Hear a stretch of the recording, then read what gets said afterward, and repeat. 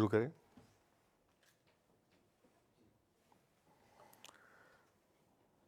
اس غیرت ناہید کی ہر تان ہے دیپک، شعلہ سا لپک جائے ہے آواز تو دیکھو. دوستو، بلیک ہول میں خوش آمدید. آج کا جو پروگرام ہے وہ ہمارے ایک ماہر موسیقی اور محقق موسیقی اور ایک استاد شہباز علی صاحب کے ساتھ ہے. آپ جانتے ہیں کہ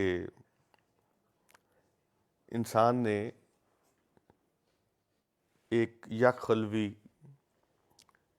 زندگی سے انسان بننے تک کا سفر اور اس میں تہذیب یافتہ انسان بننے کا سفر، اس میں لاکھوں کروڑوں سال ایسے ہیں جس میں اس نے اپنے خد و خال بنانے میں صرف کیے، اور اس کا چیخنا، چلانا اور دھاڑنا، اور پھر بامانی آوازوں تک آنا، اور اشاروں سے زبان تک آنا، اور زبان کے بعد اس کی ادائیگی، اور اس ادائیگی میں جو دو بڑے مراحل ہمارے سامنے آتے ہیں وہ ایک شاعری ہے اور ایک موسیقی ہے. گویا انسان نے جب زبان سیکھی تو اس کی ادائیگی کے جو دو بہترین انداز تخلیق کیے، ان میں سے ایک شاعری ہے اور ایک موسیقی ہے. شاعری خود اپنے اندر موسیقی رکھتی ہے، لیکن جب یہی موسیقی ایک ہائی میوزک میں ڈلتی ہے تو وہ میوزک کہلاتا ہے. ہمارا یہ خطہ سور سنگیت کے حوالے سے دنیا کی سب سے قدیم تاریخ رکھتا ہے، لیکن وہ حصہ اس خطے کا جس کو ہم پاکستان کہتے ہیں، پچھلے کئی دہائیوں سے اپنی شدت پسندی کے باعث اور یورپین کلچرل انویژن کے باعث موسیقی کے زوال کا شکار ہے.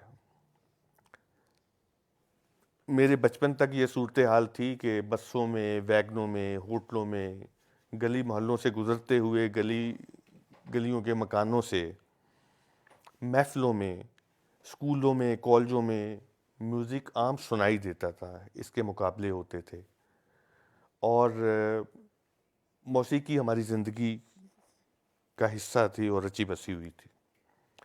لیکن اب ایسا نہیں ہے.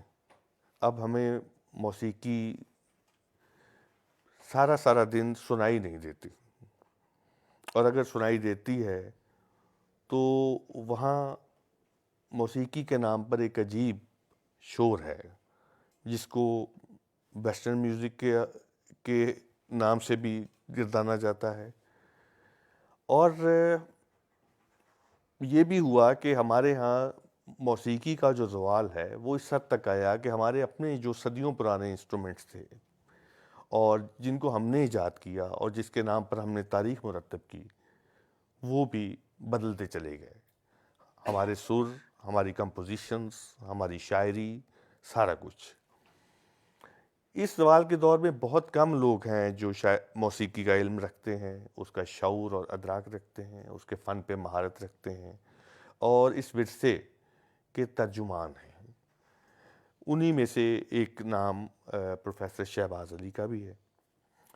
پروفیسر شہباز علی جو ہیں، یہ پچھلے 33 سال سے اردو کے استاد کے طور پر گورنمنٹ کالج میں اور گورنمنٹ کالج سیکرٹری ٹاؤن میں پڑھا رہے ہیں. اپنے لڑکپن میں ہی انہوں نے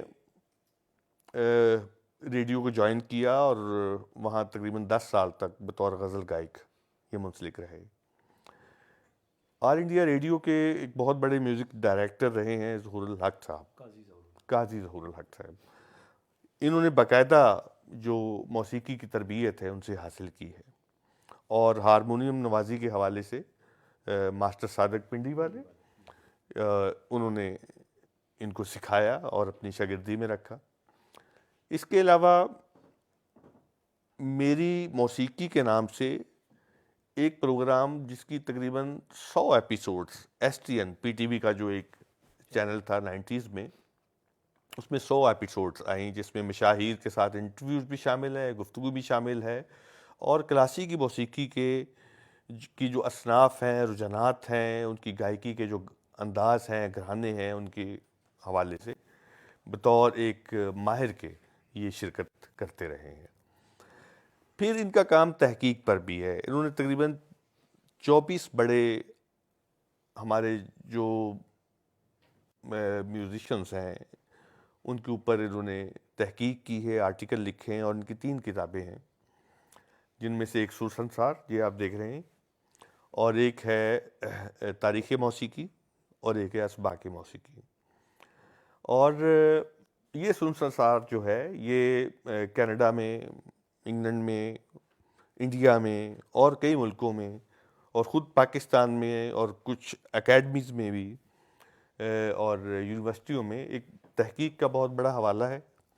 اور اس کے علاوہ اس کے جو ہے یہ نصاب میں بھی کئی جگہ پہ شامل ہے، اور اس کے جو تراجم ہیں وہ گورمکھی پنجابی میں اور انگریزی میں اور ہندی میں ہو رہے ہیں۔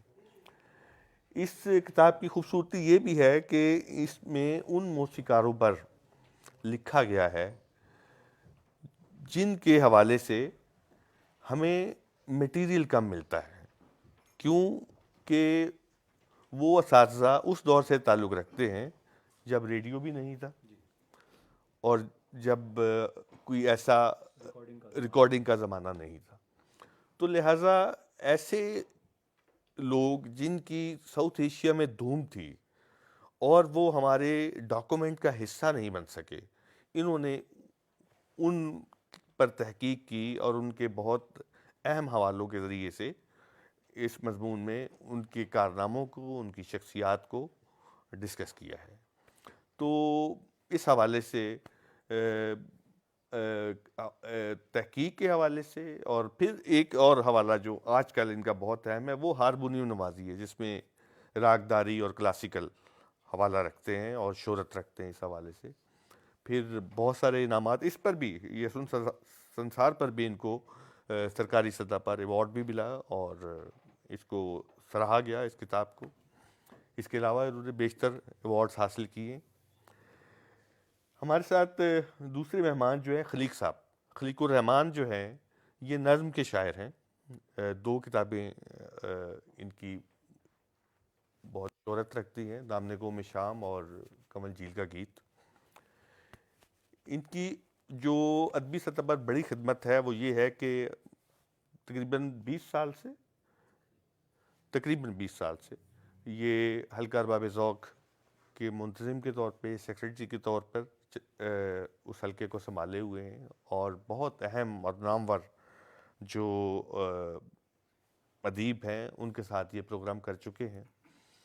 خود نظم کا حوالہ، شاعری کا حوالہ، اور اس کے علاوہ تحقیق کا حوالہ، مثلا انہوں نے ایم ایس یا ایم فل جو ہے وہ انٹرنیشنل اسلامی یونیورسٹی سے کیا، اور میرے ساتھ ہی انہوں نے کیا۔ تو اس میں انہوں نے انڈو پاک کی جو فلمی موسیقی ہے اس کو تحقیق کا موضوع بنایا۔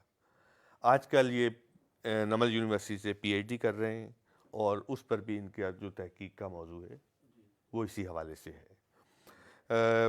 مصور ہیں خود، اور خود گلوکار بھی ہیں، اور اس کے علاوہ گٹار بجاتے ہیں۔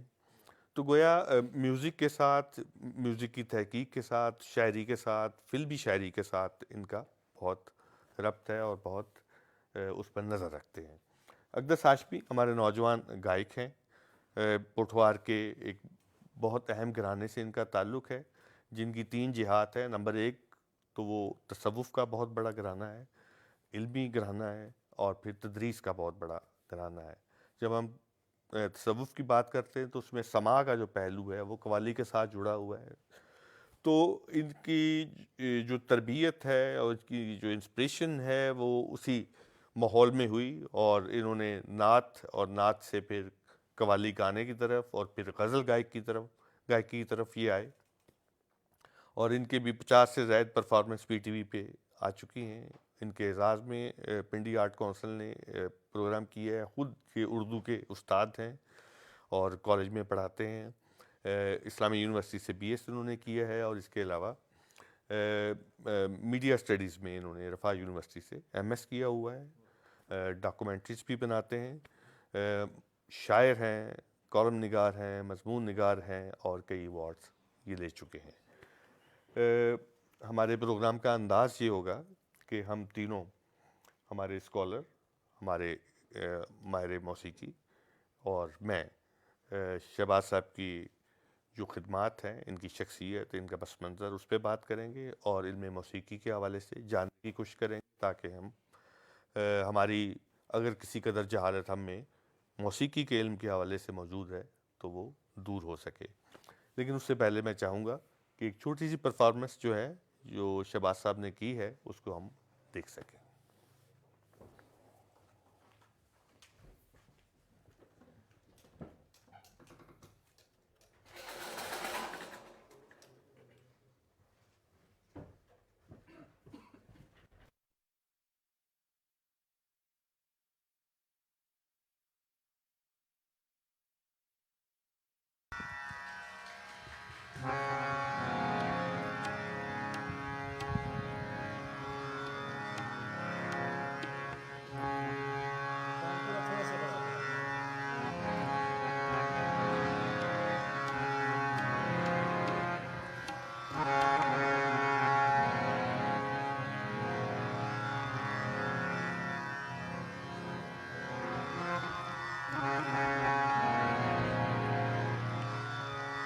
یہ گائیکی سٹائل بجاؤں گا ہارمونیم پہ، انشاءاللہ آپ کو ایسے لگے گا جیسے گلے سے گایا جا رہا ہے، اور یہی گائیکی بجانا کسی ساز پہ انتہائی مشکل کام ہے.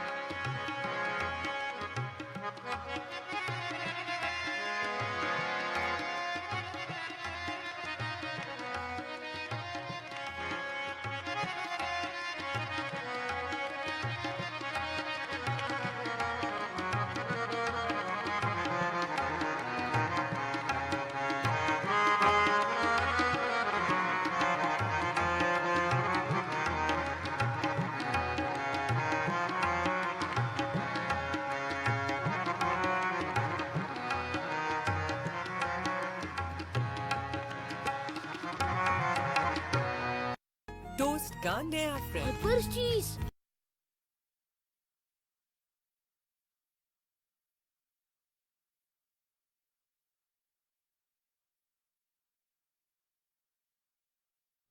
वो आपसे सवाल करेंगे इल्म मौसीकी के हवाले से। मैं एक पर्सनल सवाल करना चाहता हूँ कि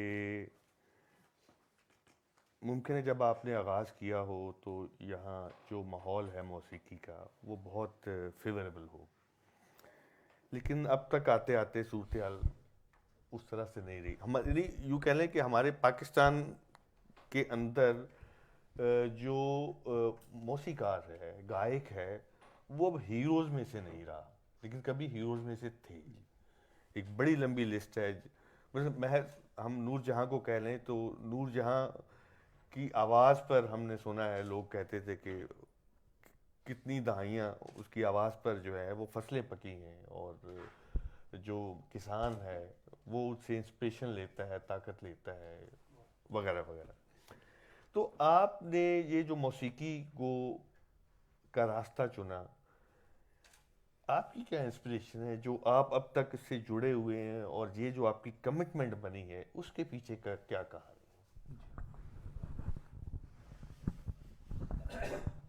जी डॉक्टर साहब शुक्रिया। तमाम दोस्तों को मेरा सलाम। असल में ये इंसान को अल्लाह ताला की अता है, इसमें उसका अपना कोई इख्तियार नहीं होता, क्योंकि कोई भी खूबी, कोई भी हुनर जो है वो किसी भी इंसान को अल्लाह ताला अता करता है और उसको उसकी फितरत में वदियत करता है। जैसे जैसे वो बच्चा बड़ा होता है, उसकी नशो नुमा होती है, तो आहिस्ता आहिस्ता उसके आसार ज़ाहिर होना शुरू हो जाते हैं। अब ये वालिदैन पे मुनहसर है कि उस बच्चे को स्टडी करें और देखें कि इसका मीलान या इसका रुझान जो है वो किस तरफ है। जो वालिदैन समझते हैं इस चीज़ को, तो वो बच्चे को उस चीज़ से रोकते नहीं हैं, टोकते नहीं हैं, उसको ऑब्ज़र्व करते हैं, देखते हैं। और सारी दुनिया में इसी तरह बच्चों की एजुकेशन होती है। मेरी खुशकिस्मती ये रही कि मेरा एक तो मौसीकी के किसी घराने से कोई ताल्लुक़ नहीं है, लेकिन उसके बावजूद मेरे जो वालिद साहब थे वो सुनने के शौकीन थे, मौसीकी सुनते थे। तो जब मैं 4 बरस का बच्चा था, 5 बरस का, तो वैसे ही गुनगुनाने लग जाता था कोई भी चीज़ जो कान में आवाज़ पड़ती थी। तो ये वाक़या मुझे मेरी वालदा ने सुनाया कि इस तरह तुम एक दिन घर की सीढ़ियों पे बैठ के कुछ गा रहे थे, और वो जो एक पानी भरने वाला एक टीन का डब्बा सा होता है वो हाथ में था, और उसको साथ बजा भी रहे थे, रिदम की कोशिश भी कर रहे थे। तो मैंने तुम्हारे वालिद को शिकायत की कि ये देखें कि ये बच्चा जो है ये कुछ गा रहा है, कुछ ऊट पटांग सा, तो इसको आप रोकें, इसको मना करें, ये क्या कर रहा है। तो वालिद साहब बड़े ज़हीन थे, उन्होंने कहा नहीं, इसको ना रोको, इसको जो कुछ भी ये कर रहा है इसको करने दो। तो ये थी इंस्पिरेशन। उन्होंने मुझे रोका नहीं, और उन्होंने कहा कि अगर इसके अंदर कोई ऐसे संगीत का या सुर का कोई टैलेंट वदियत हुआ है तो उसको सामने आने दो, उसको रोको मत। हालांकि वो ज़माना ऐसा था कि उस ज़माने में अर्ली 60s का ज़माना था, तो उस ज़माने में लोग घरों में मौसीकी की बात नहीं करते थे, और इवन साज भी रखना घर में बड़ा मुश्किल होता था लोगों के लिए। एक शौकीन के लिए भी टैबू समझा जाता था, ममनुआ चीज़ इसको समझा जाता था। और इर्द गिर्द अड़ोस पड़ोस और मोहल्ले वाले, अगर कोई बच्चा गा रहा है, बजा रहा है शौकिया तौर पे, तो उसको वो इतना अच्छा रिस्पांस नहीं देते थे। वो कहते थे ये क्या काम है, ये तो एक मखसूस तबके का काम है, ये आम लोगों के घरों में तो ऐसा नहीं होना चाहिए। तो शजर ममनुआ, तो ये क्रेडिट मेरे वालिद साहब को जाता है, क्योंकि वो कनरस थे, शौकीन थे। तो उनके दोस्त अहबाब घर में आके कभी कभी संगीत की महफिल सजाते थे, और उन्होंने अपने शौक़ की खातिर एक हारमोनियम भी ख़रीदा। پارٹیشن کے ٹائم پہ جب وہ امرتسر سے مائیگریٹ کر کے راولپنڈی میں نوکری کے سلسلے میں آئے، راولپنڈی جی پی او میں پوسٹل سروسز میں تھے، تو ایک جو سکھ فیملی تھی یہاں سے مائیگریٹ کر کے جا رہی تھی، تو ان سے انہوں نے ہارمونیم خرید لیا میرے والد صاحب نے. اب وہ گھر میں پڑا ہوتا تھا تو ان کو بجانا نہیں آتا تھا، شوق ضرور تھا. تو ایک ان کے دوست تھے، وہ بڑا اچھا ہارمونیم بجاتے تھے، تو وہ کبھی کبھی گھر آ جاتے. تو ان کو دیکھ کے پھر والد صاحب کی انکریجمنٹ کو دیکھ کے تو ہارمونیم کیونکہ پڑا ہوا تھا گھر پہ، تو الٹے سیدھے ہاتھ اس پہ مارنے شروع کر دیے. تو آہستہ آہستہ کچھ نہ کچھ بچ جاتا تھا، کوئی نہ کوئی دھن نکل آتی تھی خود بخود ہی. تو یہ آغاز کا یہ سلسلہ ہوا، اس طرح سے ابتدا ہوئی. تو آج جو آپ کو یعنی ایک استاد کا درجہ اس سینس میں حاصل ہے کہ آپ کے جو شاگرد ہیں وہ امریکہ، یورپ میں، انڈیا میں آپ باقاعدہ سیکھتے ہیں، آپ سے مشورہ کرتے ہیں، آپ سے کلاسز لیتے ہیں، آن لائن بھی یہ سارا سلسلہ ہے. اور مجھے یہ بھی معلوم ہے کہ آپ شاید اس سال ریٹائرمنٹ لے کے اور اگلے سال امریکہ جانا چاہتے تھے. آپ نے کچھ مؤخر کیا ہے کہ وہاں آپ باقاعدہ ایک اکیڈمی اپنی ڈیولپ کر سکیں. تو یہ یہاں تک کا جو سفر ہے اس کو بالکل مختصر طرح بتا دیجیے تاکہ ایک آپ کا ارتقاء جو ہے شخصیت کا وہ ہمارے سامنے کھل سکے. جی اس کے بعد پھر مختصر یہ ہے کہ اسکول میں باقاعدہ جو ملی نغموں کے مقابلے ہونے، کلام اقبال، تو اس میں پھر بڑھ چڑھ کے حصہ لینا شروع کر دیا. گھر سے انکریجمنٹ تھی والد صاحب کی طرف سے کہ اچھا ہے حصہ لیا کرو.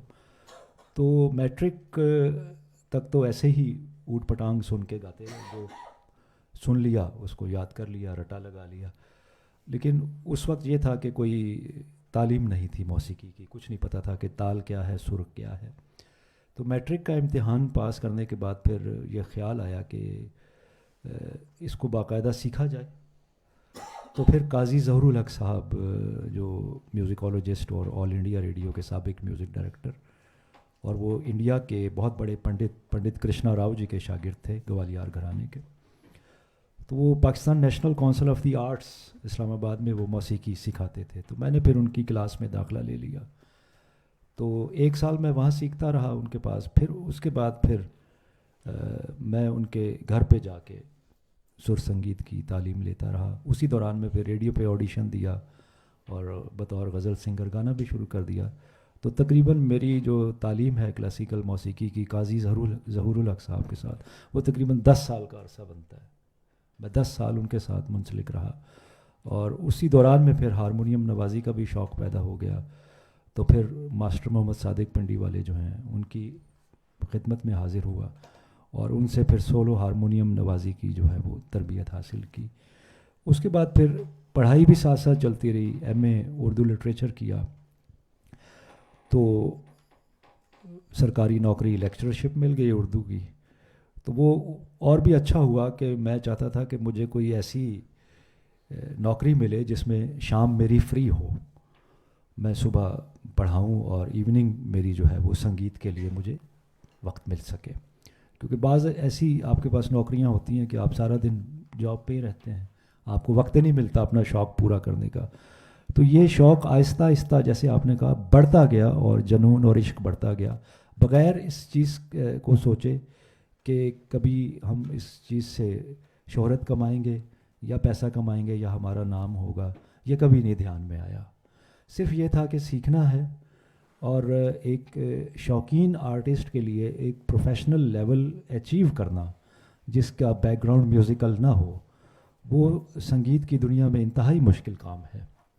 کہ آپ پروفیشنل سٹینڈرڈ پہ آئیں اور اس معیار پہ آئیں کہ جو اس کام کے کرنے والے ہیں، جو اساتذہ ہیں، وہ آپ کو ریکگنائز کریں کہ واقعی یہ میراث نہیں ہے کسی کی، یہ فن ہے. اور اگر کسی کو عطا ہوا ہے اور اس کو ملا ہے تو وہ سیکھ کر بھی ایک عام انسان بھی اچھا موسیقار یا فنکار بن سکتا ہے. اور جو پڑھا لکھا طبقہ ہے وہ بھی سر سنگیت کی طرف آ سکتا ہے. اور بہت سے لوگ آئے، جیسے ہمارے ہاں آپ دیکھ لیں خواجہ خورشید انور صاحب کی مثال ہے، میوزک ڈائریکٹر. وہ گورنمنٹ کالج لاہور کے تھے، ایم اے فلاسفی تھے، لیکن انہوں نے फ़लसफ़ा छोड़ کے اور ICS وہ انڈین سول سرونٹ بن گئے تھے, انہوں نے وہ نوکری بھی چھوڑ دی سنگیت کے لیے, اور اس کے بعد ساری عمر انہوں نے موسیقی میں گزاری. تو یہ بہت سے ہمارے پڑھے لکھے اساتذہ نے یہ بات ثابت کی ہے, اور یہ ایک غلط جو کانسیپٹ بنا ہوا ہے لوگوں میں کہ سنگیت جو ہے وہ اہل میراث کی ہی کے پاس ہی ہے, تو یہ کانسیپٹ غلط ہے, ایسا نہیں ہے. اور جو اس کو سیکھے گا, جس کے اندر سر سنگیت کی ایک ودیت کردہ اللہ تعالیٰ کی صلاحیت ہوگی, تو وہ یقیناً بڑا آرٹسٹ بن سکتا ہے. اس میں دو چیزیں ہیں کہ استاد اس کو اچھا مل جائے اور اس کی لگن ہو, اس کا جذبہ ہو, شوق ہو, محنت کرے. تو بہت سے لوگوں نے جو جن کا میوزیکل بیک گراؤنڈ نہیں ہے وہ سر سنگیت کی دنیا میں بہت آگے گئے. اور اب ہم جو کام کر رہے ہیں, ہم یہ بتا رہے ہیں لوگوں کو, کیونکہ باقاعدہ مضمون کے طور پہ اس کو پڑھا بھی, سیکھا بھی, کام بھی کیا. تو یہ تو ایک بہت بڑا سبجیکٹ ہے ڈاکٹر صاحب, سنگیت ایک بہت بڑا مضمون ہے. اور ڈاکٹر حود بھائی صاحب بیٹھے ہوئے ہیں, اس کو پرانے جو ہمارے جتنے مسلم تھنکرز ہوئے ہیں وہ سارے خود میوزیشین بھی ہوئے ہیں, کوئی نہ کوئی ساز بجایا کرتے تھے. اور سنگیت کو فزکس اور ریاضی کی ایک شاخ قرار دیا جاتا ہے کہ آواز جو ہے وہ فزکس کو ڈیل کرتی ہے اور ردم جو ہے وہ میتھمیٹکس کو ڈیل کرتا ہے. اور سر اور ردم لے دونوں مل کر سنگیت بنتا ہے. یہ دو ایلیمنٹ ہیں, اس کے بغیر سنگیت نہیں بنتا. اور دونوں چیزیں علم کا درجہ رکھتی ہیں, دونوں چیزیں سائنٹیفک ہیں. اور اس کی مثال میں آپ کو دوں کہ اگر ردم کو سمجھنا ہو تو ہم اپنے دل کی دھڑکن کو دیکھیں. کل بھی میں ایک اسٹوڈنٹ سے بات کر رہا تھا, کینیڈا میں میرا ایک اسٹوڈنٹ مجھ سے سیکھتا ہے, تو میں نے اس کو یہی تال سمجھا رہا تھا, ردم. میں نے کہا دیکھو, ردم از اے ایکول ڈسٹریبیوشن آف ٹائم. ردم از اے ایکول ڈسٹریبیوشن آف ٹائم. 1 2 3 4 1 2 3 4. اب ہم نے ایک 4 کی ایک یونٹ بنائی اور اس کو 4 بیٹ میں ہم نے ایک سرکل بنایا. تو اس کو سنگیت میں ماترا کہتے ہیں, انگریزی میں اس کو بیٹ کہتے ہیں. تو جب آپ دل کی دھڑکن کی بات کرتے ہیں تو ڈاکٹر دل کی دھڑکن کو کہتا ہے ہارٹ بیٹ. دیکھیں وہاں میوزیکل ٹرم یوز ہو رہی ہے, ہارٹ بیٹ. اس کی ہارٹ بیٹ جو ہے وہ تیز ہو گئی ہے. تو دل کی دھڑکن جو ہے وہ ایک ردم میں چل رہی ہے. اسی طرح انسان کی جو نبض ہے اس میں بھی ردم ہے. تو جب یہ ردم ٹوٹ جاتا ہے انسان کا تو اس کو بیماریاں لاحق ہو جاتی ہیں. جب تک یہ ردم اپنی جگہ پہ ٹھیک ہے, اسی طرح کائنات کا سارا جو نظام ہے, فلکیات کا بھی, وہ سارا ردم پہ چل رہا ہے, ایک لے میں چل رہا ہے. اور یہ ازل سے یہ چیز جو ہے, سر سنگیت جو ہے وہ موجود ہے. آواز ہر شخص کیوں نہیں گا سکتا؟ کیونکہ آواز جو ہے, آواز میں سر گاڈ گفٹڈ ہے, بنایا نہیں جا سکتا.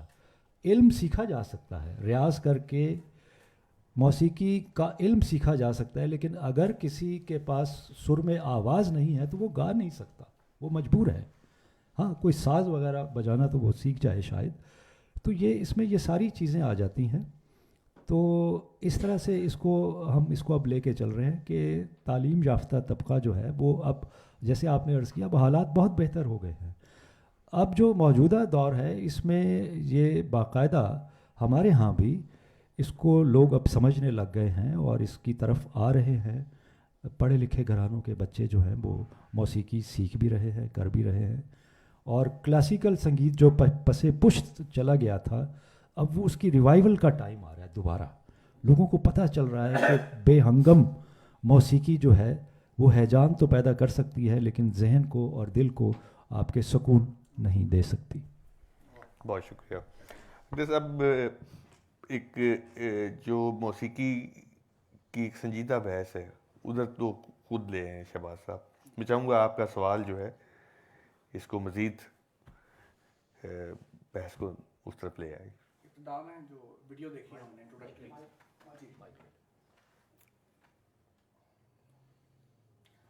انٹروڈکٹیو ویڈیو جو ہم نے ملاحظہ آن کیجیے ذرا کائنڈلی. ابتدا میں جو انٹروڈکٹیو ویڈیو دیکھی, اس کا تعارف ہی بیسیکلی اس سوال کا جواب بن سکتا ہے جیسا کہ آپ نے کہا تھا کہ آپ گائکی انگ دکھا رہے ہیں ہارمونیم کا، تو بتائیے گا کہ گائکی انگ ہوتا کیا ہے، انسان گاتا کیسے ہے، مطلب وہ کون کون سے ٹولز ہیں جو ڈفرینشیٹ کرتے ہیں کہ یار یہ بندہ گا رہا ہے.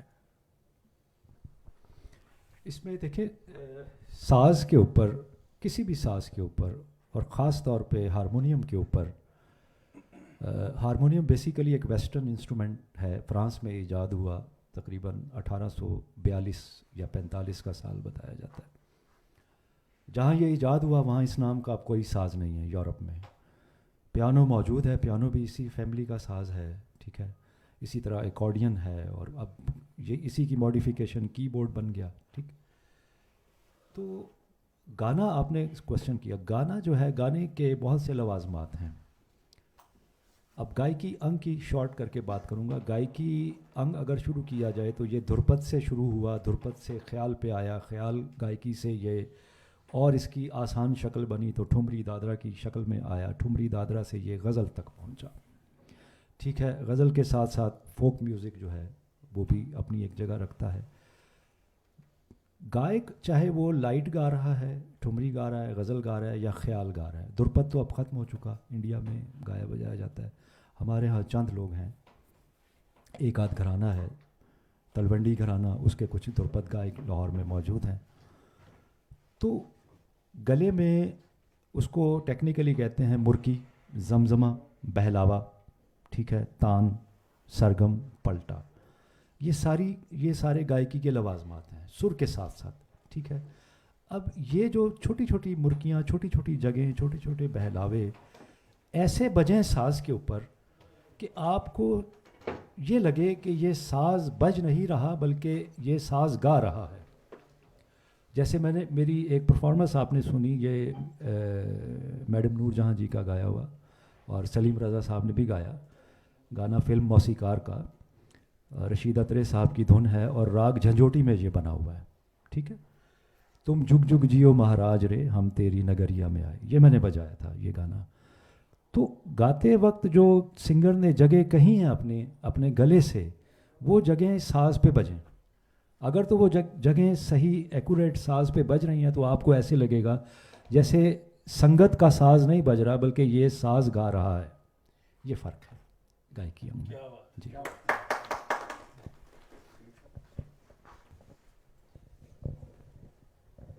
بہت شکریہ. پہلے تو میں یہ کہوں گا کہ مجھے بہت خوشی ہے کہ آپ سے کسی بہانے ملاقات ہوئی اور آپ سے مکالمہ کا موقع ملا. آپ نے ایک کتاب لکھی ہے تاریخ موسیقی، اس پر بھی ہے. میں چاہتا ہوں کہ ہمارے جو دوست ہیں سننے والے وہ جان سکیں کہ موسیقی کی جو ہندوستانی موسیقی ہے اس کی جو تاریخ ہے وہ تو ظاہر ہے بہت پرانی ہے. علی عباس جلال پوری نے ایک جگہ لکھا ہے کہ جب فیسا غورس جب آواز کو تین سروں میں تقسیم کر رہا تھا تو اس وقت تک ہندوستان کے جو ماہرین موسیقی تھے اسے 7 سروں میں تقسیم کر چکے تھے. اس وقت تک ان سے اس بات کا علم نہیں تھا. تو یہ 3 سے 4 ہزار سال پرانی تاریخ ہے.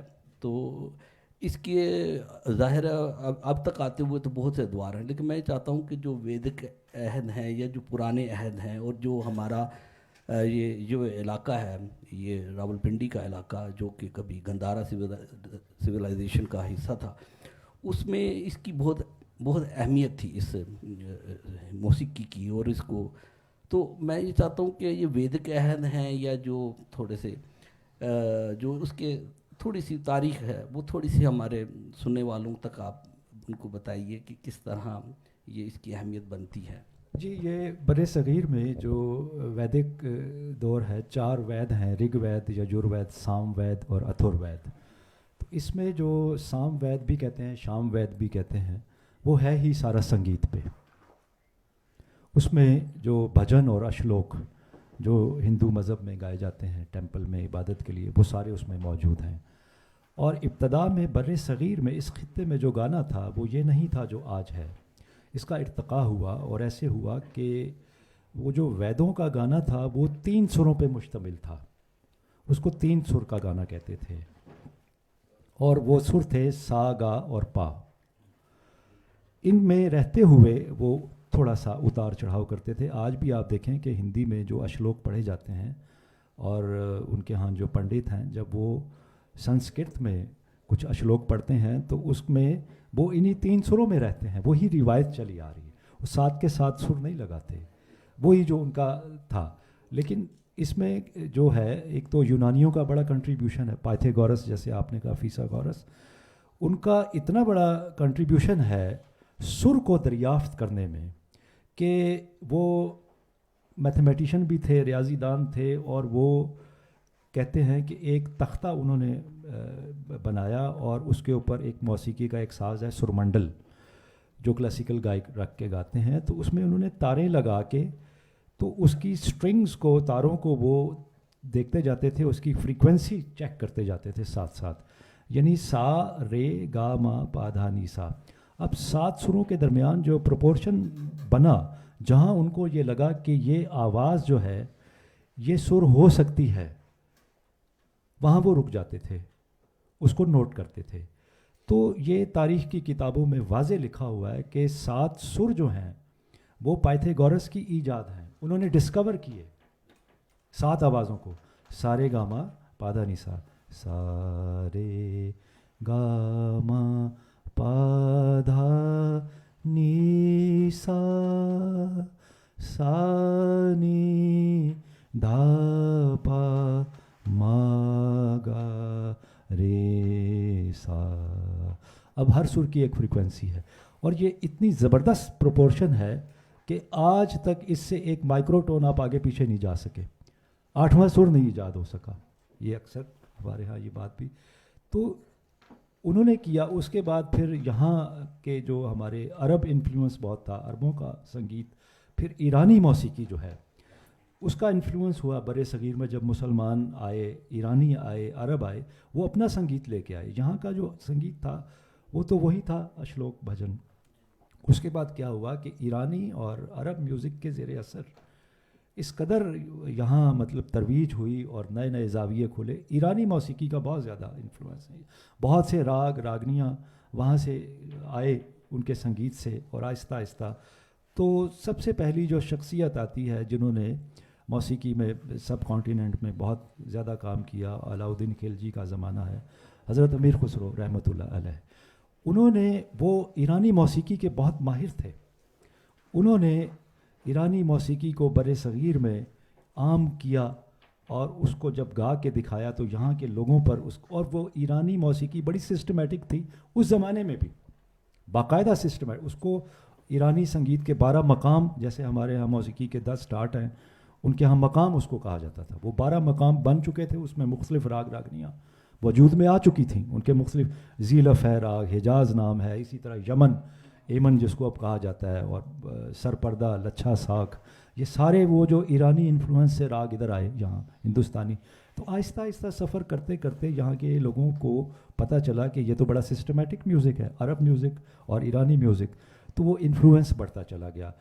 फिर कवाली ने यहाँ बहुत ज़्यादा असरात मुरतब किए. सिमा से शुरू हुआ, कवाली से शुरू हुआ. हज़रत अमीर खुसरो ख़ुद बड़े अच्छे प्रैक्टिशनर थे, गाते थे, और उन्होंने एक जमात बनाई और वो बाद में फिर एक घराना बना, कवाल बच्चों का घराना, जो उनके तरबियत याफ्ता थे. फिर उन्हीं से वो सिलसिला चला और उसी से फिर ख्याल गायकी. तो मुसलमान मौसीकारों का जो है बड़े सगीर की मौसीकी की तरवीज में बहुत बड़ा कंट्रीब्यूशन है. और ख़ास तौर पे फिर वो अकबर के ज़माने तक, मियाँ तानसेन तक पहुँची, तो धुरपद, और उसके बाद फिर ख्याल गायकी भी. तो उसके बाद फिर मुसलमान घरानों का बहुत बड़ा कंट्रीब्यूशन है धुरपद में भी और ख्याल गाय. तो ये इर्तकाई सफ़र था जिसमें यहाँ के जो म्यूज़िकोलॉजिस्ट थे वो भी, और जो मुसलमान म्यूज़िकोलॉज, ये इज्तमाही एक कोशिश है. इसको हम मैं नहीं ये कहता कि जी किसी एक का कारनामा है, सदियों का सफ़र है ये. वो दिलचस्प गुफ्तगू कर रहे हैं डॉक्टर साहब. इसमें भी इजाफा कर दें, वो जो हिंदुस्तानी मौसीकी में 2 शाखें हैं मौसीकी की, उसकी थोड़ी सी वजाहत लोगों को कर दें कि जो कर्नाटकी मौसीकी है वो मौसीकी और जो हमारी हिंदुस्तानी मौसीकी है, ये बहुत अहम बात है जो कि लोगों को मालूम नहीं है. और ये जब तक नहीं मालूम होगा मौसीकी की, लोग बात को सही तरह समझ नहीं सकेंगे. जो साउथ का इलाका है ना, जनूब का कर्नाटकी संगीत, وہ ہندوستان کا سب سے پرانا سنگیت ہے اور اس پہ آج تک دنیا کی کسی موسیقی کا اثر نہیں ہوا. وہ خالص شکل میں ساؤتھ میں گایا بجایا جاتا ہے اور ان کے 72 ٹھاٹ ہیں اور ان کے بہت سے راگ ہیں, ان کے اپنے نام ہیں, ان کی تالوں کے اپنے نام ہیں. بڑی اچھی آپ نے بات کی. وہ خطہ ایسا ہے کہ وہ پرانی اپنی ٹریڈیشن کو لے کے چل رہا ہے. ہمارا جس نے بہت زیادہ اثرات مرتب کیے, نارتھ انڈین میوزک اس کو ہم کہتے ہیں, شمالی ہند کی موسیقی جو ہے اس پر ایرانی موسیقی اور عرب موسیقی اثر انداز ہوئی, وہاں نہیں ہو سکی. آپ نے بڑی اچھی بات کی. پھر آہستہ آہستہ یہ سفر جب طے ہوا تو ایک بہت بڑی شخصیت جو بیرسٹر وکیل تھے بامبے کے, پنڈت بھات کھنڈے جی, انہوں نے اپنی ساری زندگی صرف کر دی اس کی ریسرچ پر اور اس کو اتنا سائنٹیفک بنایا اور ریسرچ کر کے انہوں نے تقریباً جو ہندوستانی موسیقی کے راگ اور کرناٹکی سنگیت کے راگ جو نارتھ میں شامل ہو گئے تھے, جیسے میں کچھ راگوں کا نام لوں, مہدی حسن صاحب نے غزل گائی راگ کروانی میں, شعلہ تھا جل بھجاؤں ہوائیں, یہ ساؤتھ کا راگ ہے لیکن یہ نارتھ میں آ گیا. اسی طرح شیو رنجنی ایک راگ ہے, وہ ساؤتھ کا ہے, وہ نارتھ میں آ گیا. بہت سے راگ اس طرف آئے. ہنس دھنی راگ ہمارے سنگیت میں آ گیا, یہ کرناٹکی سنگیت کے راگ ہیں, آج بھی گائے بجائے جاتے ہیں. تو انہوں نے تقریباً 200 سوا 200 کے قریب راگوں کو چنا پنڈت بھات کھنڈے جی نے, اور چن کے انہوں نے کہا کہ 10 ٹھاٹ ہم بنا لیتے ہیں. باقاعدہ سنگیت کاروں کی ایک کانفرنس بلائی, آل انڈیا میوزک کانفرنس, بڑے بڑے گویے گھرانے دار لوگوں کو بلا کے اپنی تھیوری پیش کی کہ کیوں نہ ہم اس کو سائنٹیفک بنا دیں, کیونکہ راگ راگنیاں تو اتنی ہیں کہ ساری زندگی بھی بندہ لگا رہے تو یاد نہیں کر سکتا. تو اس کو ایسا ہم بنا لیں کہ ایک عام آدمی جو ہے وہ اس کو شناخت کر سکے, پہچان کر سکے. تو اس کے لیے انہوں نے 10 ٹھاٹ یعنی 10 میجر سکیل بنا دیے اور ان سے آگے پھر مختلف راگ راگنیاں جو ہیں وہ پھوٹتی چلی گئی. تو انہوں نے کہا کہ اس میں بھی جو عبور ہے وہ حاصل کرنے کے لیے ایک ساری زندگی چاہیے. شاید کسی استاد کو 100 راگ یاد ہو جائیں یا 50 ہو جائیں یا 150 راگ یاد ہو جائیں, اس سے زیادہ تو, اور پرفارمنس کے لیے تو شاید کوئی 50 راگوں پہ عبور حاصل کر لے ساری زندگی لگا کے. تو یہ سمندر ہے. اور اب یہ بڑا مطلب ہے کہ دنیا کی تمام یونیورسٹیوں میں انڈیا میں پی ایچ ڈیز ہو رہی ہیں موسیقی پہ, اور بڑا کام ہو رہا ہے اور بڑے سائنٹیفک انداز میں. موسیقی پر بھی تھوڑی سی بات کی جی کرناٹکی پہ تو کی نا بات. جی تو وہی جو وہ جو ہم جو بھی آج کل موسیقی سنتے ہیں ہم, چاہے وہ فلمی موسیقی ہے, چاہے وہ ہماری دوسری روایت کی قوالی کی ہے, سما ہے, لوری ہے, ٹپا ہے, جو بھی ہم سنتے ہیں تو وہ سب بھی جو ہے وہ ہندوستانی موسیقی سے جڑا ہوا ہے. جو جسے ہم آن کرتے ہیں وہ تو کرناٹکی تو بہت کم لوگ گاتے ہیں نا. تو یہ جو ہے اس کی دیکھیں, یہ جتنا بھی ہمارا لائٹ میوزک ہے اس میں ایک چیز کا اضافہ میں کر دوں کہ جو فوک میوزک ہے نا ہمارا, لوک موسیقی, اس کے بھی ہندوستانی کلاسیکی موسیقی پہ بڑے گہرے اثرات ہیں. ٹھیک ہے, بہت سی راگ راگنیاں ایسی ہیں جن کا تعلق فوک میوزک سے ہے اور وہ باقاعدہ کلاسیکی موسیقی کا حصہ, جیسے راگ پہاڑی کی ہم مثال دیں تو راگ پہاڑی بیسیکلی ایک فوک دھن ہے جو جموں اور کشمیر میں چرواہے جو ہے وہ گایا کرتے تھے. بکریاں چرا رہے ہیں اور فلوٹ ہاتھ میں پکڑا ہوا ہے, ان کو یہ نہیں پتہ ہوتا تھا کہ راگ پہاڑی کے کتنے سر ہیں. ٹھیک ہے, اسی طرح پنجاب میں آپ دیکھیں تو بھیروی جس میں ہی رانجھا کی دھن کمپوز ہوئی, اسی طرح پنجاب میں راگ تلنگ ہے. یہ فوک شکلیں تھیں لیکن یہ بھی بہت سے راگ کلاسیکی سنگیت میں سسٹمیٹک میں اس حصے میں وہ آ گئے اور اب وہ فوک بھی ہیں اور کلاسیکی موسیقی میں بھی گائے بجائے جاتے ہیں. تو بنیاد تو کہا جاتا ہے کہ لوک موسیقی سب سے پرانی موسیقی ہے. کلاسیکل موسیقی سے بھی پہلے جو وجود میں آئی وہ لوک شاعری اور لوک موسیقی یہ وجود میں آئی. بعد میں اس کو پھر مختلف نام دیے گئے, ان کی گرامر بنی, ان کو ترتیب دیا گیا, ٹھاٹھوں میں لایا گیا. یہ استادوں نے یہ کام کیا. اسی سے پھر چشمے کلاسیکل سے اور فوک سے ہی جو موجودہ موسیقی ہے جس کو آپ فلمی موسیقی کہہ سکتے ہیں, وہ سارے جو سرچشمے ہیں وہ کلاسیکل موسیقی سے اور فوک سے ہی پھوٹتے ہیں.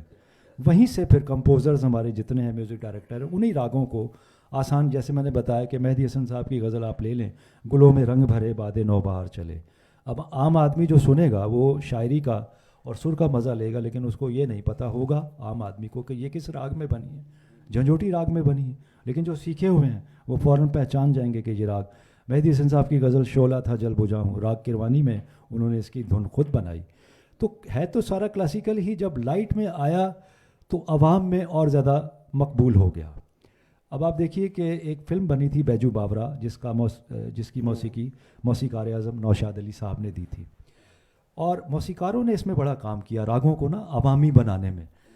تو اس کے جتنے گانے نوشاد صاحب نے بنائے وہ سارے راگوں میں کمپوز کیے. اچھا، راگ بھی وہ تھے جو عام فہم تھے. راگ مالکونس میں انہوں نے بھجن رفیع صاحب کا بنا دیا، من تڑپت ہری درشن کو آج. اسی طرح رفیع صاحب سے انہوں نے گوایا تو گنگا کی موج میں جمنا کا دھارا، بھیروی میں کمپوز کر دیا. اسی طرح رفیع صاحب سے انہوں نے گوایا او دنیا کے رکھوالے سن درد بھرے میرے نالے، راگ درباری میں کمپوز کر دیا. تو اس طرح کمپوزرز جتنے ہمارے میوزک ڈائریکٹر جو کلاسیکل سیکھے ہوئے تھے، انہوں نے اسی ہندوستانی سنگیت کو، کلاسیکی سنگیت کو لائٹ فارم میں، تو عام آدمی کو جو ذرا سا بھی کسی استاد کے پاس جاتا تھا وہ کہتا تھا ہاں یہ بالکوس میں بنا ہوا ہے، یہ درباری میں بنا ہوا ہے گانا.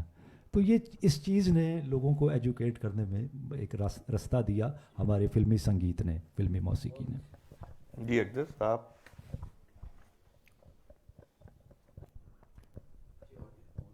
اچھا، بحث آٹومیٹیکلی مطلب اپنی ڈائمنشن جو ہے وہ اختیار کر رہی ہے. ہارمونیم کی بات آپ نے کی کہ فرانسیسی ساز ہے بنیادی طور پہ، اور یہ موجودہ شکل اس کی یہاں پہ ڈیولپ ہوئی. اتنا اپنایا گیا اس کو یہاں پہ اس خطے میں.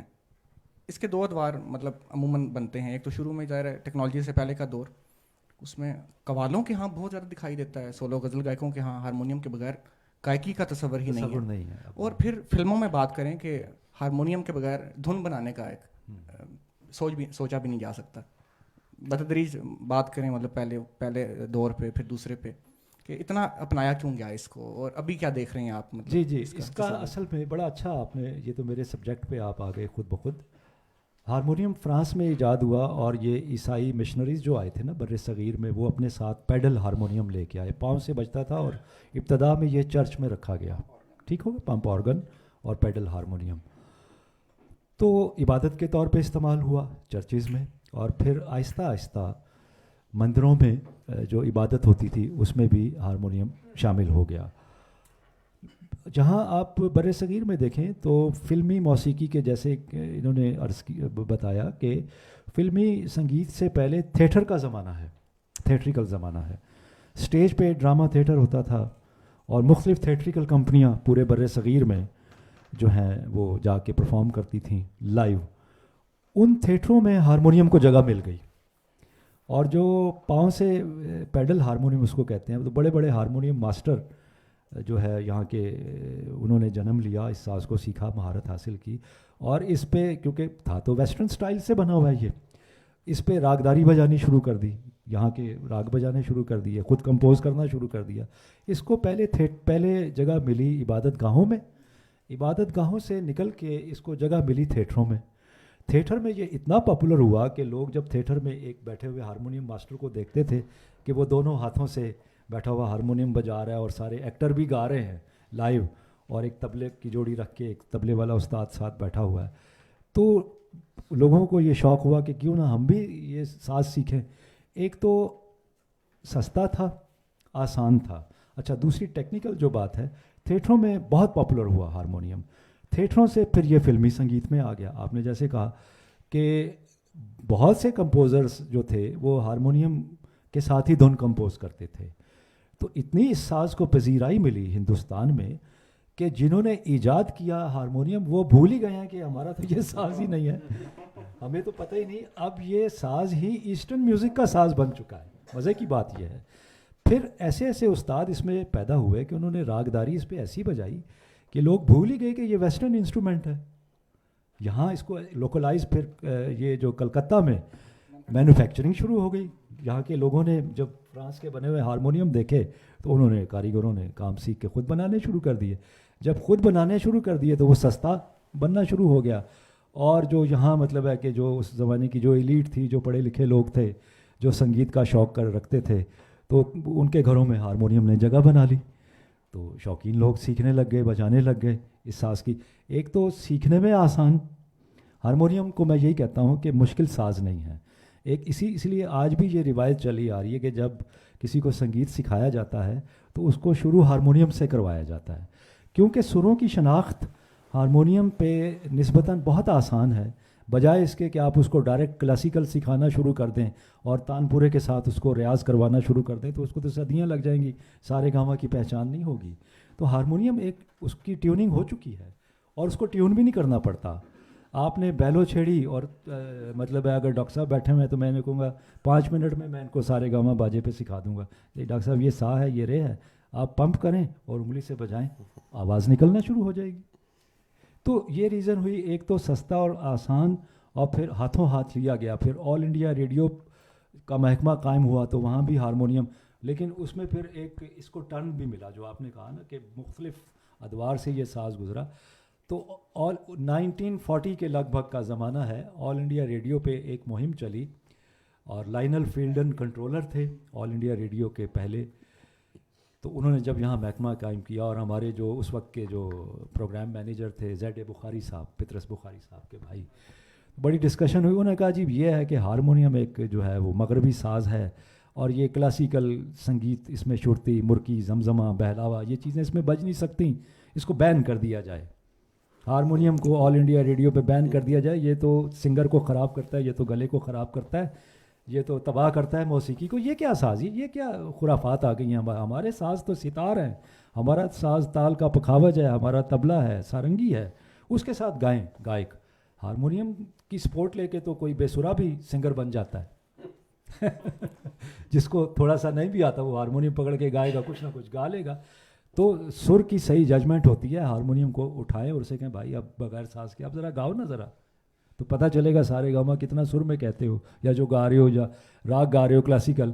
تو باقاعدہ اس کو آل انڈیا ریڈیو پہ اس کو بین کر دیا گیا ہارمونیم کو، کہ کوئی فنکار نکال دیا گیا، جنازہ ہی نکال دیا کہ یہ ساز جو ہے آل انڈیا ریڈیو کے کسی بھی اسٹیشن پہ نہ موجود ہونا چاہیے، نہ یہ بجے گا، نہ اس کے ساتھ کوئی گائے گا، نہ یہ سنگت کرے گا ساز، اس کو نکال دیا گیا۔ پھر ایک نئی کہانی شروع ہوئی، پھر ایک جد و جہد شروع ہوئی کہ نہیں جناب یہ غلط کانسیپٹ ہے، اس میں پھر ہمارے بہت سے جو مسلمان میوزیکولوجسٹ اور ہندو میوزیکولوجسٹ اور استاد میدان میں اترے اور انہوں نے بڑی اسٹرگل کی، اور یہ کہتے ہیں کہ تقریباً کو 1970 کے قریب، اور انڈیا میں لوگوں نے باقاعدہ یہ عدالت میں مقدمہ چلا گیا جی، کیس ہو گیا، ایک باقاعدہ ایک کتاب، بہت سی کتابیں اس پہ لکھی، تو اس میں انہوں نے لکھا کہ یہ مقدمے بازی شروع ہو گئی اور باقاعدہ پھر اس پہ بڑی فائٹ ہوئی، اور 1970 کے قریب جا کے اس کو دوبارہ اجازت ملی کہ جناب اب آپ ریڈیو پہ اس کو یوز کر سکتے ہیں، اور وہ لوگ جو تھے حمایت میں تھے وہ مقدمہ جیتے اس بات کا کہ نہیں ایسی بات نہیں ہے، ہارمونیم جو ہے یہ گائکی کی ہر صنف میں اس کو ہم استعمال میں لا سکتے ہیں اور یہ بالکل کوئی خرابی کا باعث نہیں بنتا۔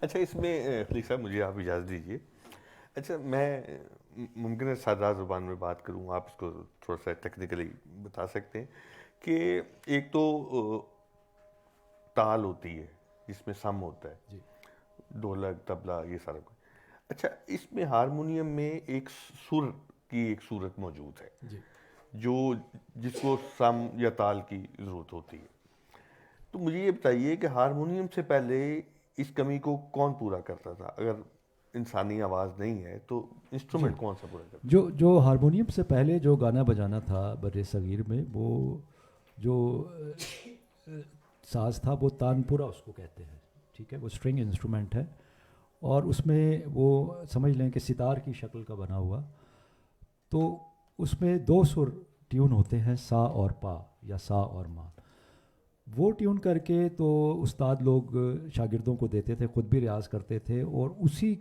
سا پا کے درمیان میں رہتے ہوئے وہ کہتے تھے کہ اس میں سارے کے سارے سر آپ لگائیں، اور وہ بڑا مشکل کام ہوتا تھا، بہت سال ہا سال ریاض کر کے سر ٹھیک ہوتا تھا، کیونکہ سر کی سپورٹ نہیں، استاد کے ذہن میں سر ہوتا تھا، وہ بچوں کو کہتا تھا یہ فریکوینسی ہے، اس کو اپنے ذہن میں بٹھاؤ۔ آج بھی آپ دیکھیں کہ جو سر ہے وہ ہوا میں تحلیل ہو جاتا ہے، سر کی اور تال کی کوئی شکل نہیں ہے، اس کو ہم دکھا نہیں سکتے، یہ ایک فیلنگ ہے، ایک فیل ڈیولپ ہوتی ہے کہ آپ پہچان لیتے ہیں کہ یہ سر میں ہے اور یہ بے سرا ہے، اس کو آپ جو ہے کسی شکل کی صورت میں، پینٹنگ کی صورت میں بتا نہیں سکتے کہ جی یہ سر ہے، کان سے شناخت کرنا پڑتا ہے. اسی طرح ردم کو بھی اس کی فیلنگ ڈیولپ ہوتی ہے, تو فیل سے ہمیں پتہ چلتا ہے کہ یہ ردم میں ہے اور یہ ردم میں نہیں ہے. بعد میں تو وہ قاعدے کلیے تو استاد سکھاتے ہیں. تو سارنگی انسٹرومنٹ تھا, سنگت کرتا تھا. ہارمونیم سے پہلے سارنگی قدیم ساز ہے, اور تانپورا, یہ دو چیزوں کی سپورٹ ہوتی تھی. اور ردم کے ساز کے طور پہ طبلہ بھی بہت بعد میں آیا. ابتدا میں پکھاوج جو ڈھولک کی شکل کا ایک ہی پیس میں ہوتا تھا, تو وہ دھرپد کے ساتھ وہ ردم کے ساز کے طور پہ بجتا تھا. پھر آہستہ آہستہ جو ہے وہ اس کو, یہ بھی ایک روایت ہے, حضرت امیر خسرو سے ہی جڑتی ہے روایت ہے. یہ بھی ابھی اس پہ ڈسکشن ہو رہی ہے کہ کیا یہ ہوا یا نہیں, کہ کہا جاتا ہے کہ ستار اور یہ جو طبلہ ہے یہ حضرت امیر خسرو کی ایجاد ہے. یعنی انہوں نے اس کو ماڈیفائی کیا, نئی شکل دی. موجود تو تھے, آئیڈیا آیا کہ اس کو ہم 2 پیس میں کر کے اس کو ہم طبلہ بھی بنا سکتے ہیں. اور سہ تار ابتدا میں 3 تاریں ہوتی تھیں, سہ کا مطلب 3 تار والا, اس کی بھی پھر ماڈیفیکیشن ہوتی چلی گئی. آہستہ آہستہ وہ ایک نئی شکل اس ساز کی بن گئی. تو ہارمونیم سے پہلے یہ ساز تھے جو بجتے تھے. بہت شکریہ جی. خلیق الرحمان. ڈاکٹر صاحب, ایک بہت ہی بنیادی بات ہے جو کہ لوگوں کو عام طور پہ جو سننے والے ہیں انہیں سمجھ نہیں آتی. ابھی آپ نے تان اس کی لگائی تھی, سا رے گا ما پا دھا نی سا. اب یہ لوگوں کو معلوم ہے کہ یہ سر آوازیں ہی ہیں, لیکن اس کے باوجود بہت سے ایسے لوگ ہیں جنہیں یہ سمجھ نہیں آتی کہ یہ کیا زبان ہے, سا رے گا ما پا دھا. یعنی اگر ہم اسے, ظاہر ہے اس کی میں آپ سے وضاحت چاہتا ہوں کہ آپ اس کی کریں. اور دوسری بات جو بھی آپ کی بات جو گفتگو کی اسی کی روشنی میں, کہ جو ہارمونیم پر کالا اور سفید ہوتا ہے وہ مدھم اور تیور, یہ کیا چیز ہے یہ سر میں, یہ اس کی تھوڑی سی وضاحت کریں. اور یہ 7 سروں کے ساتھ 22 سر جو ہیں جی, یہ کیوں کہے جاتے ہیں کہ 22 سر بنے, 22 سر ہیں, یہ سب تک کیا ہے, یہ ٹھاٹ یہ لمبی باتیں ہیں لیکن تھوڑی وضاحت کر باتیں ہیں, بڑی لمبی ڈسکشن ہے, شارٹ کر کے بتاؤں گا آپ کو. بنیادی سر تو 7 ہیں, ٹھیک ہے جی. اب 7 کی جب مزید اس کو ڈیوائڈ کیا گیا, ڈویژن کی گئی, اس کے درجے بنائے گئے, تو وہ درجے بن گئے کومل اور تیور. ٹھیک ہو گیا. تو کومل اور تیور یعنی 5 مزید درجے بنائے گئے اس کے, تو وہ کل سر بن جاتے ہیں 12. ایک سپتک میں 12 سر ہوتے ہیں, 7 نہیں ہوتے. ٹھیک ہے جی. اب جب ہم کہیں گے سا کے بعد, اچھا اس میں مزے کی بات یہ ہے کہ سا اور پا 2 سر ایسے ہیں کہ یہ قائم سر ہیں, ان کے کومل تیور نہیں ہوتے, ان کے 2 درجے نہیں بنتے. ٹھیک ہے, فریکوینسی میں. اور یہ بھی وہی جو میں نے بتایا کہ فیثاغورس اس دور سے یہ چیز چلی آ رہی ہے. اچھا, باقی جب ہم جاتے ہیں نا سا کے بعد رے پہ, تو رے ایک تیور ہوگا. تیور کا مطلب ہے شارپ چڑھا ہوا, اور ایک رے کا درجہ اس سے سیمی ٹون نیچے آئیں گے, ہاف نوٹ, تو وہ کومل ہوگا. کومل کا مطلب ہے نرم ہندی میں. تو کومل سر جو ہے وہ اتنی شارپ آواز نہیں دے گا جتنا وہ رے جو ہے شارپ وہ آواز دے گا. شارپ اینڈ فلیٹ انگریزی میں, تو اس کو ہندی میں ہم کہیں گے تیور اور کومل. تیور کا مطلب ہے چڑھا ہوا سر, پورا سر, ٹھیک ہے, اور کومل اس کا سیمی ٹون ہو جائے گا. آپ بتا بھی سکتے ہیں جی, اگر ہو جائے تو مجھے, سا رے گا ما.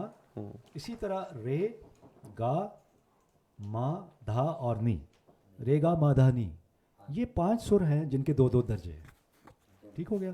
جیسے انہوں نے کہا کہ یہ, میں تھوڑا سا اس کو بتا بھی دوں آواز سے, مثلاً سا رے, اب یہ پورا ہے رے, تیور ہے. ٹھیک ہے. اب وہی بات ہے, دیکھیں یہ بڑی مشکل بات ہے, اور یہی اس لیول تک پہنچنا انتہائی مشکل کام ہے. یہ تو آپ کسی اور سے سوال کرتے تو شاید اس کا جواب نہ وہ دے سکتا, لیکن اللہ کا شکر ہے میں اس کا جواب دوں گا اور آپ کو بتاؤں گا. سا رے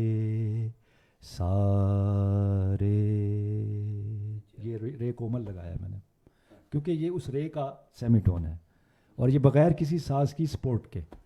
تو وہی بات ہے کہ کان میں یہ سنگیت اتنا مشکل ہے, ہندوستانی موسیقی اور کلاسیکی موسیقی, کہ اس کو آپ کو سر کو اپنی میموری میں لے کے جانا پڑتا ہے, اپنے حافظے میں لے کے جانا پڑتا ہے.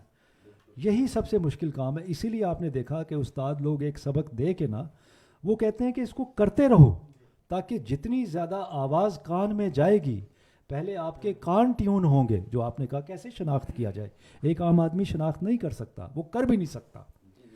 وہ جو کان میں آوازیں جب جائیں گی تو کان سے آپ کی میموری میں چلی جائیں گی, اسی لیے آپ نے دیکھا کہ جو بڑے بڑے میوزیشین ہیں ان کو جب وہ انسٹرومنٹ کوئی وائلنسٹ ہے کوئی سارنگی والا ہے ان کو اپنا ساز ٹیون کرنے کے لیے کسی دوسرے ساز کی ضرورت نہیں پڑتی, وہ خود ہی کومل تیور سر ملا لیتے ہیں, پورا ٹھاٹ ملا لیتے ہیں بغیر کسی ساز کے, کیونکہ وہ تمام سر ذہن میں محفوظ ہیں, ٹیون کر لیتے ہیں وہ تمام سر. تو یہ حافظے میں لے کے جانا اور حافظے میں ان سروں کی آوازوں کو محفوظ کرنا, مثلا جب ہم گانا سن رہے ہوتے ہیں ہمارے سامنے اگر کوئی کلاسیکل گویا گا رہا ہے یا کوئی ساز بج رہا ہے تو آپ یقین کریں ہمیں یہ پتہ ہوتا ہے کہ اس وقت یہ رے پہ کھڑا ہے, رے کا سر نمایاں کر رہا ہے, اب یہ گندھار پہ پہنچا ہے, گا پہ یہ مدھم لگا رہا ہے, اب یہ پنچم پہ پہنچا ہے, ابھی اس نے دھا جو ہے وہ کومل لگا دیا.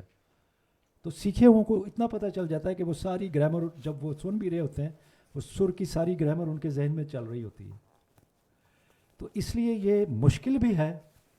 اور ایک اور اس میں اضافہ کر دوں کہ ہمارا جو کلاسیکی سنگیت ہے اس کی نوٹیشن نہیں ہے, نوٹیشن میں ہم لا سکتے ہیں لیکن یہ طبلہ ہے یا کوئی ساز ہے یا کلاسیکی, یہ سارا زبانی اور ذہن میں ہوتا ہے, حافظے میں ہوتا ہے. آپ دیکھیں کہ اگر ایک ستار نواز کوئی راگ بجا رہا ہے تو اس کے سامنے کوئی نوٹیشن نہیں لکھی ہوتی, وہ 1 گھنٹے کا آلاپ کرتا ہے بغیر کسی نوٹیشن کے. جبکہ ویسٹرن میوزک میں بغیر نوٹیشن کے کوئی کانسیپٹ نہیں ہے کہ آپ ایک سر بھی الگ لگا دیں. ان کا میوزک ریٹن فارم میں ہے اور جو کمپوزر نے کمپوز کر کے ایک شیٹ سامنے لگا دی, چاہے وہ سمفنی بج رہی ہے یا 100 بندے اکٹھے بجا رہے ہیں, وہ اس کو فالو کریں گے اپنی مرضی سے, ایک چیز بھی اس میں ایڈ نہیں کر سکتے. اس میں ردم بھی شامل ہے اور ساری کمپوزیشن بھی شامل ہے, وہ سارا ریٹن. ہمارا اس لیے مشکل ہے سنگیت کے ایک یہاں کسی طبلہ نواز کو آپ بٹھا دیں تو وہ جتنا بجائے گا وہ سارا حافظے کے زور پہ اور ریاض کے زور پہ بجائے گا. کتنا مشکل ہو گیا کہ آپ, اچھا اس میں پھر شاعری کی طرح ڈاکٹر صاحب بیٹھے ہوئے آپ سب, شاعری کی طرح اس میں جو اگلی سٹیج آ جاتی ہے بیسک سیکھنے کے بعد ریاض کے بعد, وہ آمد والی سٹیج آ جاتی ہے. اچھا اب ایک گویے نے شروع کیا, اب جیسے میں نے ایک فلمی گانا بجایا تم جگ جگ جی, لیکن اس میں نے جو امپرووائزیشن کی ہے, اس میں جو میں نے راگ کی شکل دکھائی ہے وہ میں نے آمد کے ساتھ دکھائی ہے. میں نے کوئی رٹا نہیں لگایا ہوا تھا یا میرے سامنے کچھ لکھا ہوا نہیں تھا کہ میں نے یہ بجانا ہے. اور میں جب ایک فرض کیا میں ہارمونیم پہ راگ ایمن بجاتا ہوں, آج میں کچھ اور بجاؤں گا, 5 دن کے بعد میں بجاؤں گا تو کچھ اور اس میں شکل نکل آئے گی, آمد کے ساتھ تبدیل ہوتا چلا جائے گا, ویریشن آمد کے ساتھ, وہ آن دی اسپاٹ ہوگی, آپ کو بھی نہیں پتا ہوگا کہ کب آئے گی اور کیسے آئے گی.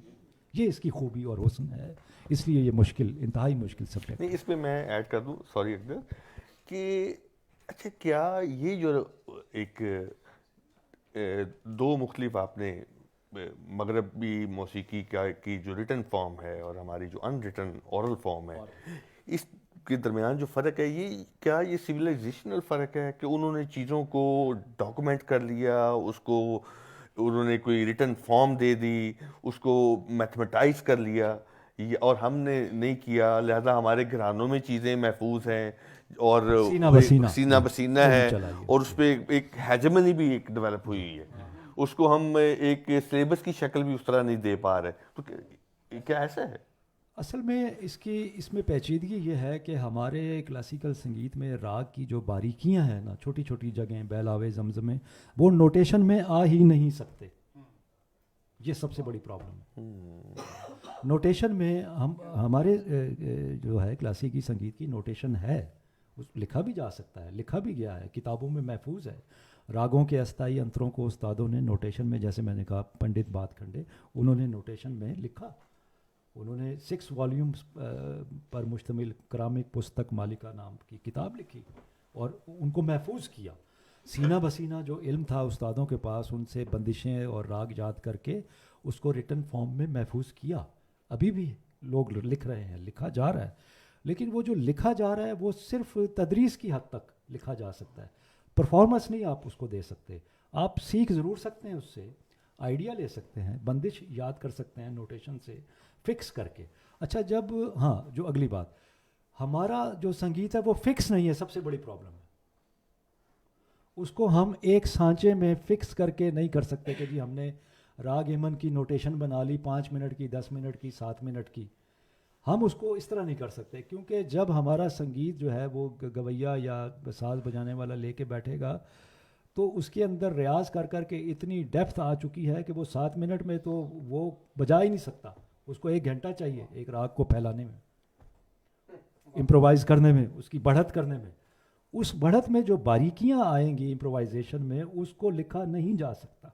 تو کیا اس لیے ہے کہ جو وہ نزاکتیں ایسی ہیں. ویسٹرن میوزک ہے اس میں بیٹ اہم ہے Beat- اور ہمارے ہاں. ہاں سر اہم ہے. جی بالکل، ہمارے ہاں ہمارے یہاں لیڈ جو کرتا ہے وہ سر کر رہا ہے، جی، خود گلوکار کر رہا ہے. ویسٹرن موسیقی کے 2 حصے ہیں، یہ ہیں ہارمنی اور میلڈی.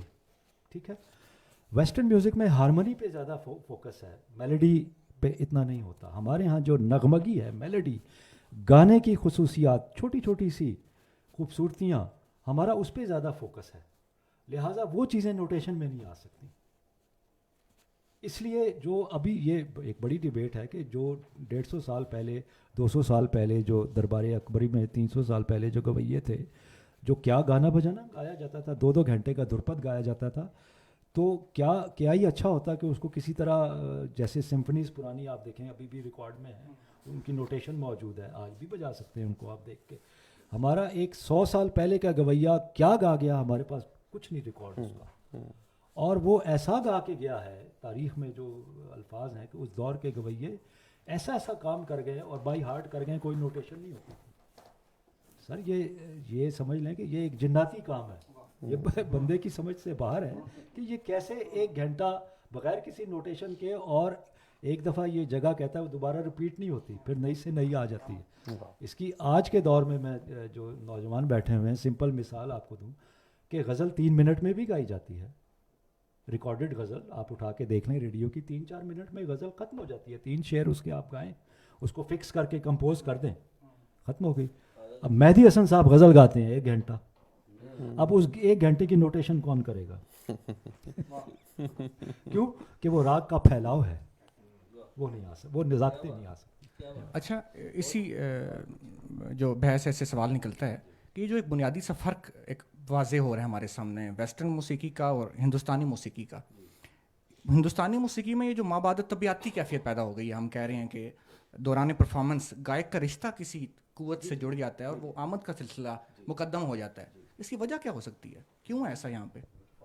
اصل میں آمد جو ہے نا، اس میں یہ بڑا اچھا آپ نے سوال کیا کہ یہ ہے ہی مابعد طبیعتی سبجیکٹ. یہ جو ہندوستانی سنگیت ہے، اس میں جو ہے اسپریچویلٹی بہت ہے، روحانیت بہت ہے. یہ جو پہلو ہے نا، اس کو ہم اپنے اس سنگیت سے دور نہیں کر سکتے. ٹھیک ہے، اس کی وجہ یہ ہے کہ جب کوئی گویا ریاض کر کے اس منزل پہ پہنچ جاتا ہے، آمد والی سٹیج ایک دم نہیں آتی، آپ جانتے ہیں. وہ سال ہا سال کا ریاض کر کے جب وہ کسی ایسی سٹیج پہ پہنچ جاتا ہے تو وہ ایک راگ بجاتے وقت ایک مخصوص ٹرانس میں چلا جاتا ہے خود. ٹھیک ہو گیا؟ جب وہ اس ٹرانس میں جائے گا تو آمد والا فیکٹر شروع ہوگا.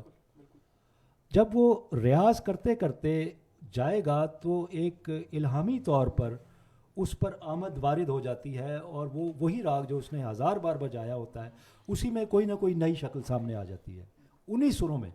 تو اس میں اتنی مطلب ہے کہ کلاسیکل راگداری میں اتنی گہرائی ہے. ایک مثال آپ کو دے کے بات ختم کروں گا.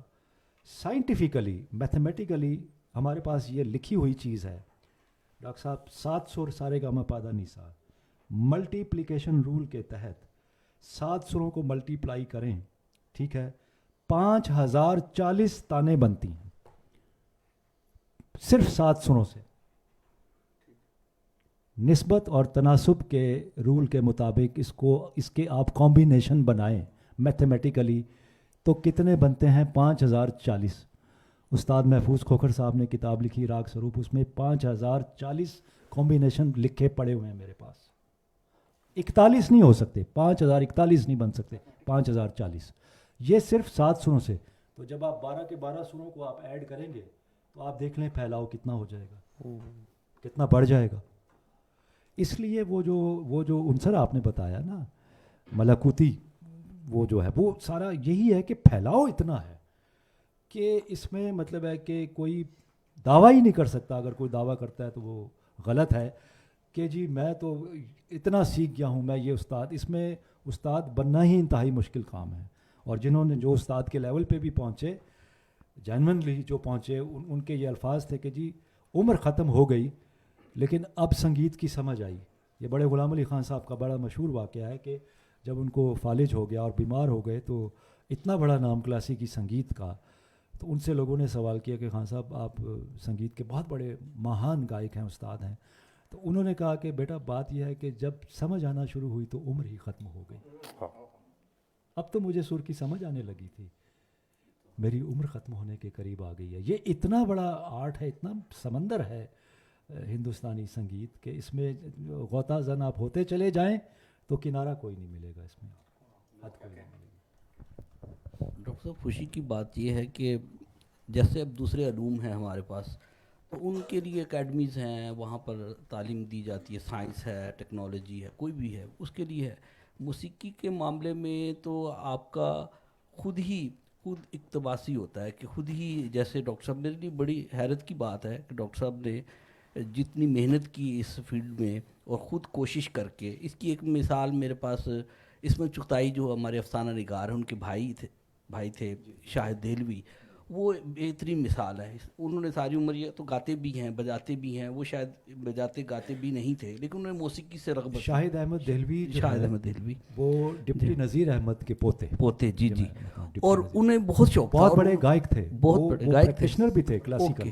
اوکے جی. انہوں نے مضامین، کتابیں اتنی شاندار مضامین کی، خود پریکٹیشنر تھے، بہت محقق تھے اور بہت کام کیا انہوں نے. تو میرے لیے اسی طرح بہت سارے موسیقار ہیں، فلمی موسیقار، جنہیں روی شنکر ان میں ایک ہیں، جن کے بارے میں کہا جاتا ہے کہ انہیں موسیقی کا سا بھی معلوم نہیں تھا. ان کے بارے میں یہ تک بات میں نے پڑھی اور یوٹیوب پہ سنی کہ انہیں سا بھی معلوم نہیں تھا جب وہ اس فیلڈ میں آئے، یا مطلب پھر اس کے ساتھ پھر جب سیکھا نہیں ہوتا تو اس کو نہیں پتا ہوتا کہ سا کیا. جی. اور اس کے بعد پھر وہ دھیرے دھیرے اسی طرح انہوں نے بہت مقام حاصل کیا، جیسے نوشاد ہیں، ایس ڈی برمن ہیں. تو ایسے بہت سے لوگ ہیں، جیسے خواجہ خورشید کی بات کی، تو یہ بات تو اہم ہے. بہت ہی مطلب گفتگو سن کے لطف آ رہا ہے کہ ڈاکٹر صاحب نے جتنی محنت کی ہوئی ہے اور جتنی چیزوں کو یہ کلیریفائی کر دیتے ہیں بغیر کسی مشکل کے.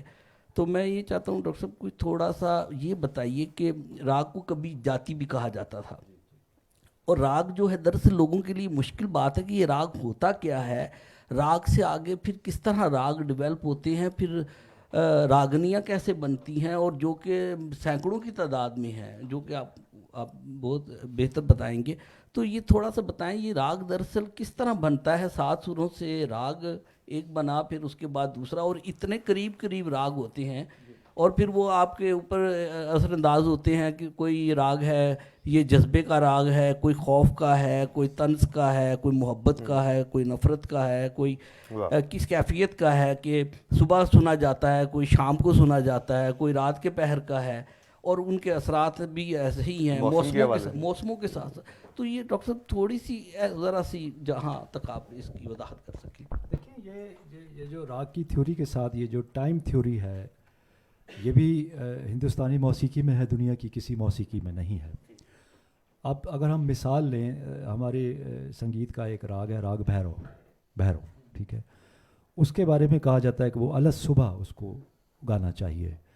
اس کی ریزن کیا ہے کہ اس کی ریزن وہی سروں کی تقسیم. پہلے تو میں بتاؤں کہ راگ جو ہے ایک فکس سروں کا سٹرکچر ہے، ٹھیک ہے. اس میں اس کی آرو اور ابرو، یعنی اس کی اسینڈنگ اور ڈسینڈنگ آرڈر، ٹھیک ہے، کہ اس راگ میں اس کی آرو یعنی جاتی دفعہ یہ سر لگیں گے اور اس ترتیب سے لگیں گے، اس قرینے سے لگیں گے، اور واپسی پہ اس کو اس طرح سے لگایا جائے گا. تو ایک سر کے فرق سے، تھوڑے فرق سے راگ بدل جاتے ہیں. تو وہ کیونکہ فکس سٹرکچر کے اندر آپ رہیں گے تو راگ ہوگا، اگر آپ اس میں نہیں رہیں گے تو آپ راگ سے باہر نکل جائیں گے. اسی طرح راگ تو ہو گیا کہ سروں کا ایک فکس سٹرکچر اس اساتذہ نے بنا دیا.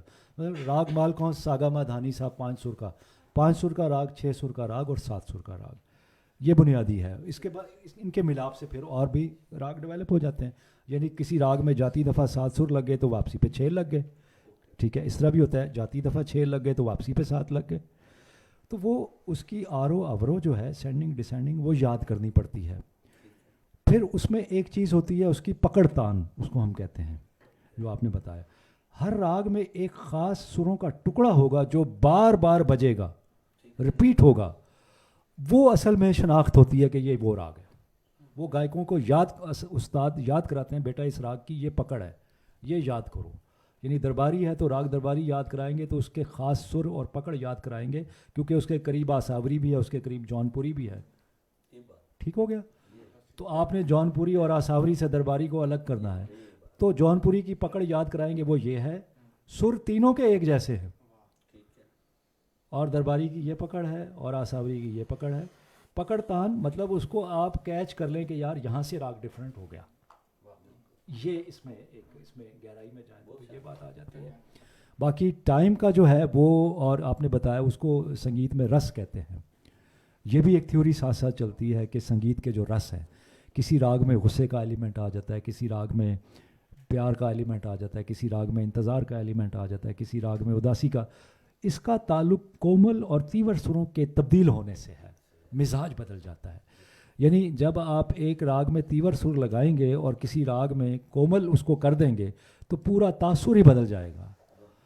تو یہ دنیا کی واحد وہ موسیقی ہے کہ جو راگوں کے ساتھ ساتھ ہر راگ کی اپنی ایک الگ تاثیر بھی ہے، اور وہ اس کا اپنا ایک موڈ ہے، اور اس موڈ کے حساب سے وہ طبیعتوں پر اثر انداز. اس کی سمپل عام لوگوں کے لیے مثال یہ ہے کہ ایک رمبا سمبا ٹائپ گانا آپ بیٹ میں شروع کر دیں، تیز بیٹ میں، تو لوگوں کے پاؤں خود بخود ہلنے شروع ہو جاتے ہیں. ردم آپ دیکھیں یورپ میں، جیسے انہوں نے کہا کہ وہاں ردم بہت زیادہ، ویسٹرن میوزک میں ردم بہت زیادہ امپورٹنٹ ہے. تو ردم جب آتا ہے تو آٹومیٹیکلی لوگ رقص کرنا شروع کر دیتے ہیں. ہمارے ہاں قوالی کو آپ دیکھ لیں کہ قوالی میں ردم بہت زیادہ ہے. شاعری بھی ہے لیکن قوالی میں ایک ڈومینیٹنگ فیکٹر جو ہے وہ ردم ہے بہت زیادہ، اس کا ردم، اس کی اٹھان.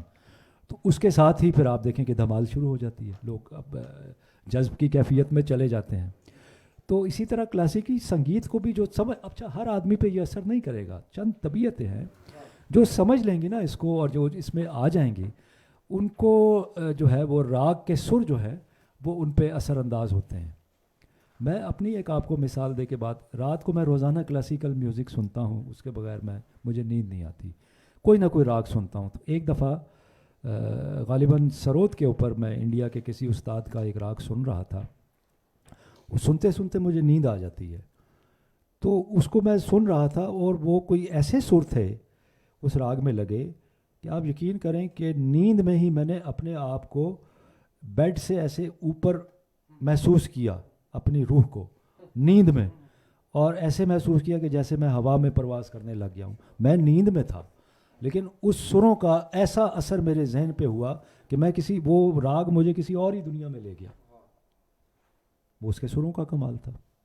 تو یہ چیز آتی ہے. اسی قوالی میں آپ دیکھیں لوگوں کو حال پڑ جاتا ہے، لوگوں میں وجد آ جاتا ہے. تو کیا ہے، وہ خود سے نہیں آتا، وہ بیانڈ کنٹرول ہے وہ بات. تو اسی لیے کہا جاتا ہے کہ سر جو ہے وہ دل پہ اثر کرتا ہے، دل سے جو بات نکلتی ہے اثر. یہ پروفیسر، یہ ہم نے یہ دیکھا ہے کہ شاید ہمارے جو اعصاب ہیں ان کی جو حساسیت ہے وہ ہمارے شباب میں، ہماری جوانی میں اپنے عروج پہ ہوتی ہے، اور اس دوران جو ہماری جذباتی کیفیات ہوتی ہیں اس کا موسیقی کے ساتھ گہرا اثر ہے. مثلا جو لوگ رومانس میں، عشق میں ناکام ہو جائیں یا کامیاب ہوں یا اس کیفیت میں ہوں تو موسیقی کا امپیکٹ ہوتا ہے. مثلا وہ رومانٹک گانے سن کے وہ اپنے آپ کو ہوا میں فیل کرتے ہیں. اگر ان کے دل ٹوٹے ہوئے ہیں تو گانے ان کو رلا دیتے ہیں، ان کی اداسی کو دو چند کر دیتے ہیں. ٹھیک ہے، تو یہ جو ایک امپیکٹ ہے. بڑی اچھی بات آپ نے کی. یہ میں آپ کو بتاؤں نوجوانی کے دور کی بات کہ گارڈن کالج راول پنڈی میں ارلی 60s میں 70s میں جو روڈ ہے کالج روڈ، وہاں ایک ہوٹل ہوا کرتا تھا زمزم کیفے. جی. وہاں زمزم کیفے میں پرانے گراموفون ریکارڈ بجتے تھے اور چائے کی پیالی ہوتی تھی. تو کالج کے اسٹوڈنٹ وہاں بیٹھتے تھے، چائے پیتے تھے، اور وہ جو اس کا مالک تھا انڈیا کے اور پاکستان کے سارے گانے غزلیں اس کے پاس ہوتی تھی، بڑی کلیکشن تھی. تو آپ ماچس کی ڈبیا پہ یا کسی چٹ پہ آپ اس کو لکھ کے دے دیں کہ میرا یہ گانا بجا دو، تو وہ ترتیب میں رکھتا جاتا تھا، باری باری سب کی فرمائشیں پوری کرتا تھا. تو اس زمانے میں کیونکہ کو ایجوکیشن ہوتی تھی ماڈرن کالج میں، تو جو جن کے دل ٹوٹے ہوتے تھے، جو ناکام عاشق ہوتے تھے، وہ ہوٹل پہ جا کے بیٹھ جاتے تھے اور کوئی غمگین سا گانا جو ہے وہ چٹ پہ لکھ کے سیگل کا، غم دیے مستقل اتنا نازک ہے دل، چلیں جی یہ یا مکیش کا کوئی غمگین سا گانا لکھ کے دیا. اب وہ اچھا ان کو سر کی تال کی سمجھ نہیں ہوتی تھی، لیکن وہ کیفیت آپ نے جو بتایا نا، اچھا جو بندہ انتہائی خوشی کی کیفیت میں ہوگا اس کو آپ آج بھی دیکھیں غمگین گانا سنائے تو وہ نہیں سنے گا، وہ کہے گا اس کو بند کر دو. لیکن جب وہ دکھ کی کیفیت میں ہوگا نا، اس کے دل کو چوٹ لگی ہوگی، وہ سن لے گا بیٹھ کے، کیونکہ وہ اس کے جذبات کے ساتھ وہ چیز ریلیٹ کر رہی ہوگی اس وقت جو اس کی کیفیت ہوگی نا. کیونکہ دیکھیں خوشی کی کیفیت میں ہم کہتے ہیں کہ بھنگڑا میوزک ہو جی، رمبا سمبا میوزک ہو، تیز فاسٹ میوزک ہو، ہم اچھلے کودے ناچیں گائیں خوشی کا اظہار کریں. لیکن غم کی کیفیت میں آپ کو جو بھنگڑا ہے وہ اچھا نہیں لگے گا، آپ وہاں سے اٹھ کے چلے جائیں گے، کہیں گے یہ کیا ہو رہا ہے یہ شور. اچھا یہ مجھے بتائیے کہ شاعری کے اندر بحریں ہوتی ہیں جی ہاں، اور موسیقی میں سر ہوتے ہیں، ان دونوں میں ایک ریلیشن ہے. مثلا علامہ اقبال کی شاعری کو ہم دیکھتے ہیں جی تو انہوں نے جو بحریں یوز کی ہیں اس کے اندر ایک خاص جوش، ایک خاص جذبہ ہے. اور ناصر کاظمی نے جو بحریں استعمال کی ہیں وہ اتنی کومل ہیں کہ ایک اداسی، ایک عجیب غم آمیز کیفیت، ایک درد مندی سی ابھرتی ہے. جی جی اسی طرح جب ہم قومی اور ملی نغمے جب دیکھتے ہیں تو اس کے اندر ایک خاص جی ایک بیٹ ہے بالکل، وہ یا قومی ترانہ ہے وغیرہ وغیرہ. لیکن جب ہم سنتے ہیں کسی اور طرح کے گانے جو ہمارے تنہائی میں جو ہمیں اچھے لگتے ہیں وہ اور ہیں. جی تو مجھے یہ بتائیے کہ شاعری کے بحر کی صورت میں اس کے اندر جو میوزک ہے اور جو میوزک کی اپنی گرامر ہے جی جی ہائی میوزک کی، اس کے درمیان کیا ریلیشن ہے؟ بڑا گہرا تعلق ہے، کیونکہ علم عروض ہے جو وہ سارا میں سمجھتا ہوں کہ وہ تال ہے، وہ ردم ہے، وہ بیٹ ہے.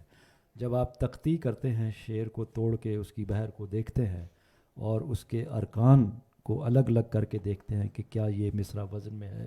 ایک مثال آپ کو دوں، بڑی سمپل سی بحر ہے، فعول فعول فعول فعول، 4 بار آ گیا. ستاروں سے، علامہ صاحب کا ذکر ہوا، انہی کا شعر، ستاروں سے آگے جہاں اور بھی ہیں ابھی عشق کے امتحان اور بھی ہیں. آپ دیکھیں اس میں ٹیمپو چل رہا ہے، ستا، اب جو تا پہ ہے نا، تا ستا، تا پہ سم آ رہا ہے، ٹھیک ہو گیا. اب 4 بیٹ کا سرکل ہے، ستاروں سے آگے جہاں اور بھی ہیں ابھی عشق کے امتحان اور بھی. ستا ہر دفعہ تا پہ آئے گا، سم ہر دفعہ تا پہ آئے گا، آگے پیچھے نہیں جائے گا، کیونکہ وہ جو بحر ہے وہ سارا ردم ہے. فعول ستارو، فعول ستارو، 2 ماترے بن گئے، فعول ستارو، 2 ماترے. واہ. اچھا پچھلے دنوں ایک مضمون پڑھ رہا تھا، غالباً شاعر احمد دہلوی صاحب کا ہی تحریر کردہ تھا، امیر خسرو کے بارے میں. امیر خسرو کہتے ہیں کہ سر بڑی خوبصورت چیز ہے لیکن بول میں ہو تو وہ زیادہ خوبصورت ہے. یعنی امیر خسرو نے بول کو لازم و ملزوم رکھا، شاعری محض سر کو نہیں. دیکھیں سر جو محض سر جو ہے وہ تو ساز میں بجے گا، کسی بھی سولو انسٹرومنٹ آپ کہہ لیں، ستار ہو گیا، سارنگی ہو گئی، صرف سر.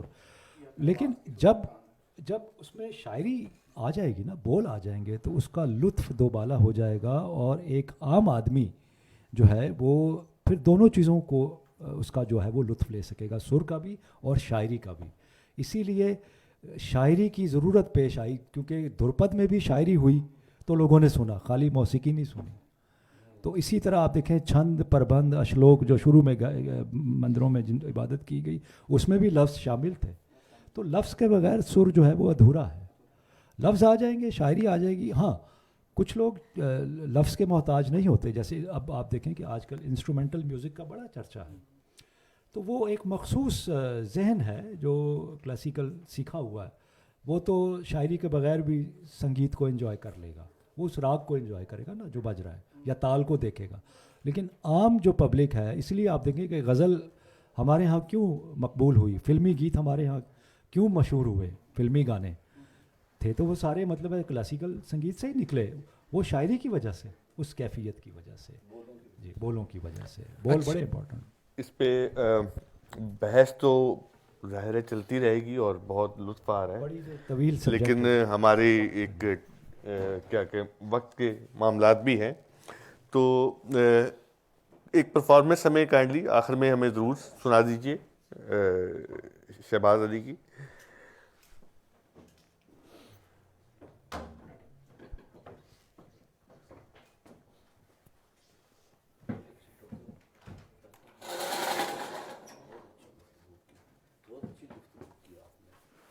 بہت شاندار.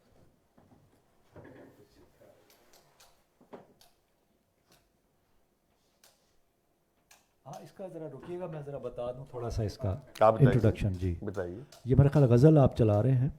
ہاں جی، یہ ایک تو میں سولو ہارمونیم بجاتا ہوں، دوسرا کمپوزیشن کرتا ہوں.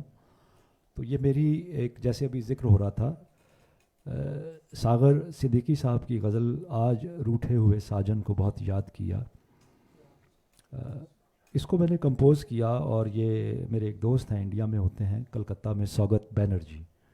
تو یہ پنڈت جسراج بہت بڑے جو گائک ہیں انڈیا کے، ان کے شاگرد ہیں، اور اس وقت غزل میں ان کا بڑا نام ہو رہا ہے.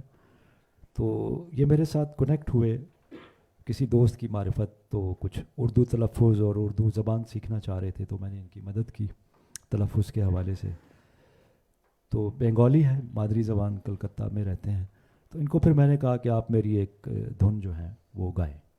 تو بالی ووڈ میں یہ بڑے اس وقت مشہور ہیں، تو انہوں نے کہا میں ضرور گاؤں گا. تو پھر میں نے اپنی آواز میں ریکارڈ کر کے ان کو بھیجی، تو یہ میری بنائی ہوئی کمپوزیشن انہوں نے گائی. اور یہ مزے کی بات، جیسے میں نے ذکر کیا کہ اس کو ایک ہماری موسیقی کا ایک بڑا اچھا میٹھا راگ ہے، اس کی شکل آپ کو اس میں، اس کی مٹھاس آپ کو اس دھن میں بھی نظر آ جائے گی. راگ بیہاگ کے سروں میں اس کو میں نے کمپوز کیا. جی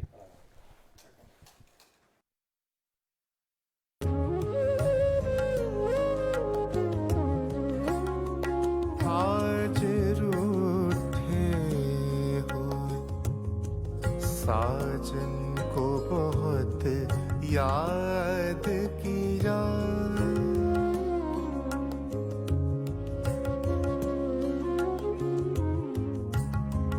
آج روٹھے ہوئے ساجن کو بہت یاد کیا،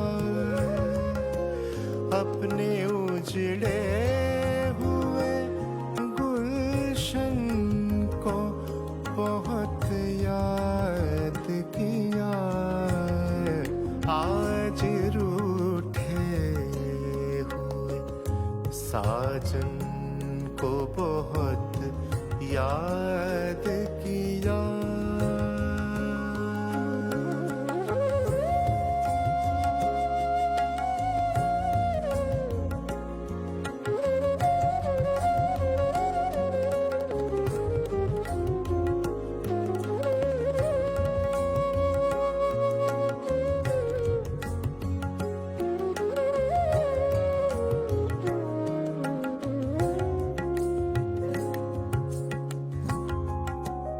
جب کبھی گردشیں تقدیر نے گھیرا ہے ہمیں، جب کبھی گردشیں تقدیر نے گھیرا ہے ہمیں، کہ سوئے یار کی الجھن کو بہت یاد کیا، اپنے اجڑے ہوئے گلشن کو بہت یاد کیا، آج روٹھے ہوئے ساجن کو بہت یاد کیا.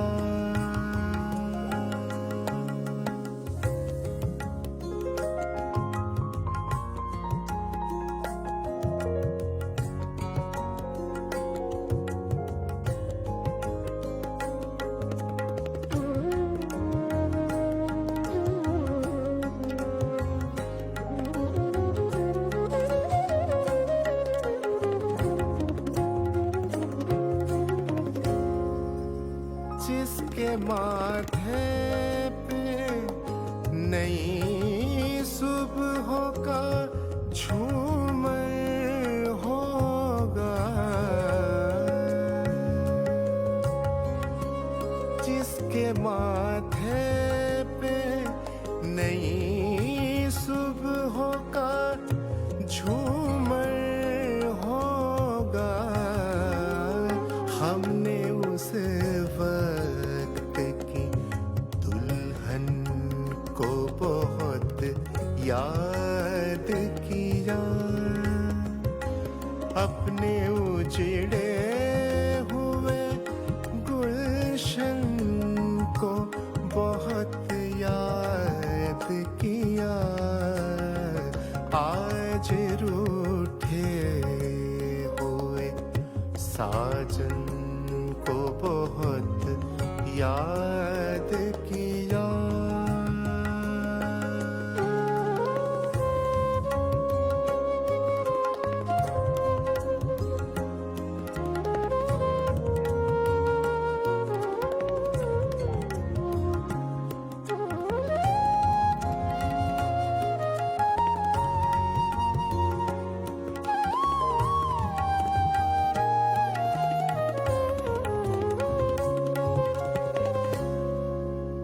आज टूटे हुए सपनों की बहुत याद आई, आज टूटे हुए सपनों की बहुत याद आई, आज बीते हुए सावन को बहुत याद किया, अपने उजड़े हुए गुलशन को बहुत याद किया, आज रूठे हुए साजन को बहुत याद किया, आज रूठे हुए साजन।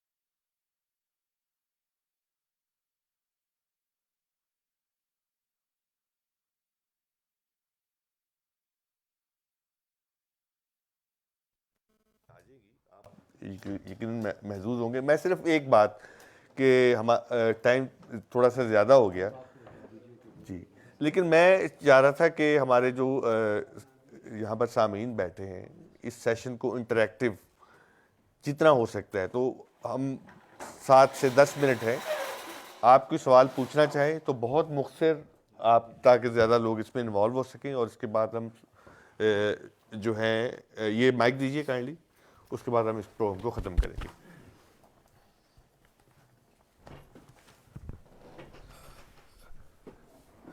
प्रोफेसर साहब, मेरा नाम इम्तियाज़ कुरैशी है, मैं राइटर हूँ। बड़ी ज़बरदस्त गुफ्तगू हुई मौसीकी के हवाले से और बहुत कुछ सीखने का मौका भी मिला। चूँकि मैं अदब का और बुनियादी तौर पे मौसीकी का तालिब इल्म हूँ, मुझे आपसे एक सवाल ये पूछना है, जैसे शुरू में डॉक्टर रविश ने भी कहा, हमारे पाकिस्तान में जहाँ मौसीकी जो है मतलब 60 की दिहाई से लेके अब तक जो है, जो वालिदैन हैं वो बच्चों का एप्टीट्यूड अब देखते हैं, टेस्ट होता है, अगर वो मौसीकी की तरफ जाना चाहते हैं या आर्ट की तरफ जाना चाहते हैं तो वो जाने देते हैं। मेरा सवाल ये है, हमने पाकिस्तान में क्या अच्छे सुनने वाले पैदा किए हैं, या 60 की दवाई से आज 2022 है, तो क्या हमारे यहाँ मतलब हम जब इसका मैं मुख्तसर करता हूँ कि हमारे यहाँ پڑوسی ملک کو آپ دیکھیں, جب کوئی میوزک آپ یوٹیوب پہ بھی دیکھیں نا, تو ان کی آڈینس اتنی خشوع کے ساتھ سنتی ہے اور اتنی لائیو ہوتی ہے اور لائیولی پرفارم کرتی ہے کہ ہم اگر یہاں بھی بیٹھے ہوں نا تو ہم فیل کرتے ہیں کہ ہم اسی اسٹوڈیو میں ہیں. مجھے یہ بتائیں, ہم نے اچھے سننے والے, موسیقی کی قدر کرنے والے اور موسیقاروں کی قدر کرنے والے پیدا کیے, کیا وہ سوچ ہم نے بدلی یا آج بھی وہ ہم کھڑے ہیں, اور اگر بدلی ہے تو کس حد تک بدلی ہے؟ بڑا اچھا سوال آپ کا ہے. اس کا جواب یقیناً نفی میں ہے کہ ہم نے پاکستان بننے کے بعد اچھے سننے والے پیدا نہیں کیے, اس طرف دھیان نہیں دیا. اور اس کی دو وجوہات.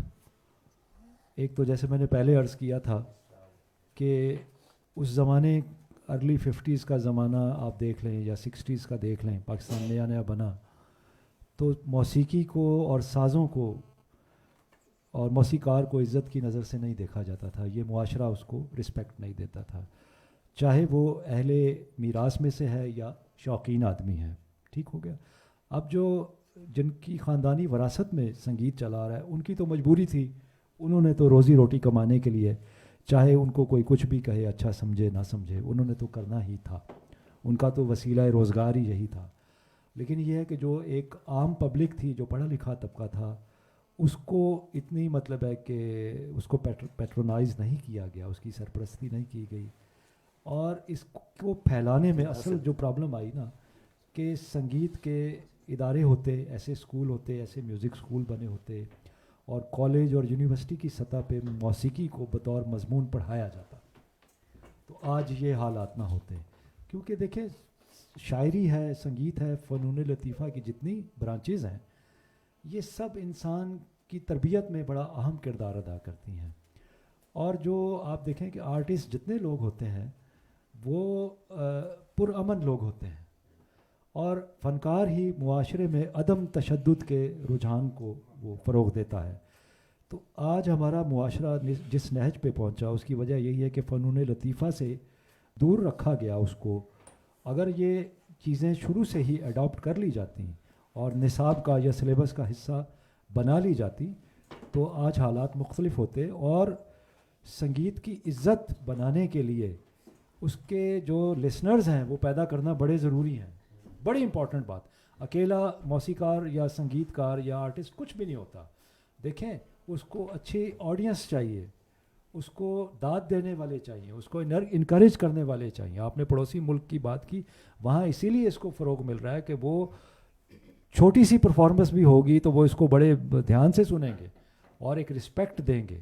تو جب تک ہمارے اس میں پھر تیسرا ایلیمنٹ کہ ہمارے اداروں نے جو ریڈیو ٹیلی ویژن یا جو ثقافتی ادارے تھے انہوں نے بھی وہ رول ادا نہیں کیا جو ہونا چاہیے تھا. شروع میں تو تھا, مطلب ہے کہ کچھ اساتذہ نے اپنے طور پہ, اور میں نے یہی کہا کہ پڑھا لکھا طبقہ جب آپ تیار نہیں کریں گے, اچھا ہر آدمی ضروری نہیں ہے سیکھے تو وہ کوئی رفیع صاحب بن جائے یا مہدی حسن صاحب بن جائے. آپ کی بڑی, میں بھی جب ٹیچ کرتا ہوں تو میرے پاس جو شوقین لوگ آتے ہیں میں کہتا ہوں کہ یار آپ اس کو سیکھیں, آپ ہو سکتا ہے اچھے پریکٹیشنر نہ بن سکیں لیکن آپ کن رس ضرور بن جائیں گے.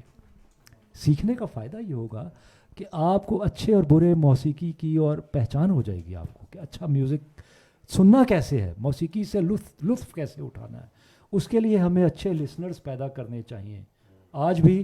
اور اب تھوڑی صورتحال مختلف ہے کیونکہ یوٹیوب, انٹرنیٹ, فیس بک, ان کی وجہ سے اب وہ جو 70 80 اور 90 کی دہائی میں جو ایک ٹیبو تھا, اب والدین بھی بچوں کو انکریج کرتے ہیں. لیکن اب یہ ہے کہ وہ لوگ نہیں رہے جو سکھانے والے تھے, لیکن ابھی بھی یہ ہے کہ کچھ حد تک کام ضرور اس میں ہو رہا ہے اور ہونا چاہیے. آپ کا میرا نام معین قریشی ہے, میں پروفیسر ہوں عسکر مال کالج میں. آپ کا ماشاءاللہ بہت خوبصورت آپ نے ہمیں بتایا موسیقی کے بارے میں اور بڑا آپ کا علم ہے, بڑے ہم فیض یاب ہوئے. میرے ذہن میں ایک بات آئی کہ ہم نے کہیں سنا کہ راگوں سے کچھ کیفیات پیدا ہوتی ہیں, تو دیپک راگ سے آگ لگائی جا سکتی ہے, اور پانی ہے کون سے راگ سے وہ ملہار سے پانی برسایا جا سکتا ہے.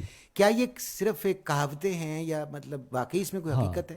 یہ اس کو ابھی تو یہی کہا جائے گا کہ یہ متھس ہیں, اور ان کے ساتھ راگوں کے ساتھ یہ واقعات جڑے ہوئے ہیں. اس کا جواب میں آپ کو دوں کہ یہ صرف متس نہیں ہے, ایسے واقعات ہوئے ضرور ہیں تاریخ میں. اس کو ہم یہ نہیں کہہ سکتے کہ آج اگر اس کو سائنٹیفکلی دیکھا جائے تو شاید ذہن نہ تسلیم کرے کسی کا کہ دیپک گانے سے آگ لگ گئی یا راگ ملہار گانے سے بارش ہو گئی. اصل میں جہاں سر کی تاثیر کی بات آئی وہاں موسیقار اس دور کے جو تھے ان کے کردار کی بھی بات تھی.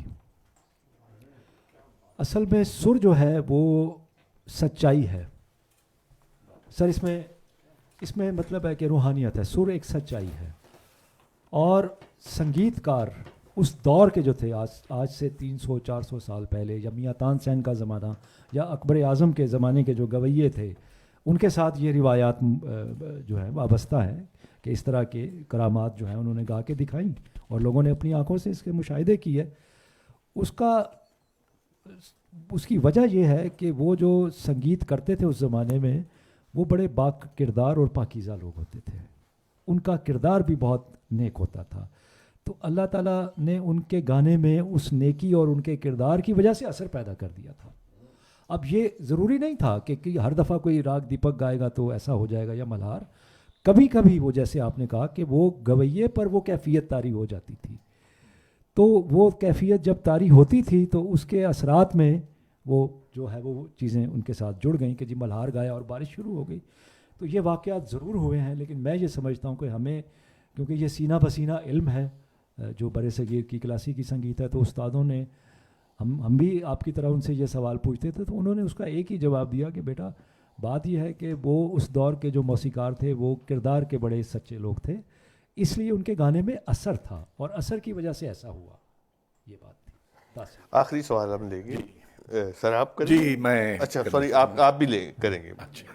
جی پروفیسر صاحب, میں اس موضوع کے بارے میں بہت کم جانتا ہوں, لیکن آپ سے سر, سنگیت, موسیقی اس کے بارے میں کچھ تو جانا ہے, کچھ سیکھا ہے, جس کا بہت بہت شکریہ. اور آپ یہاں تشریف لائے, میں آپ کا بہت ممنون ہوں. سوال میرا آپ سے یہ ہے, یہ اس پچھلے سوال سے جڑا ہوا ہے کہ مسلمانوں نے موسیقی کو نئی شکلیں دینے میں اپنا کردار تو انجام دیا. جی اکبر کے زمانے میں جہانگیر, تانسین, وہ ساری تاریخ ہمارے پیچھے ہے.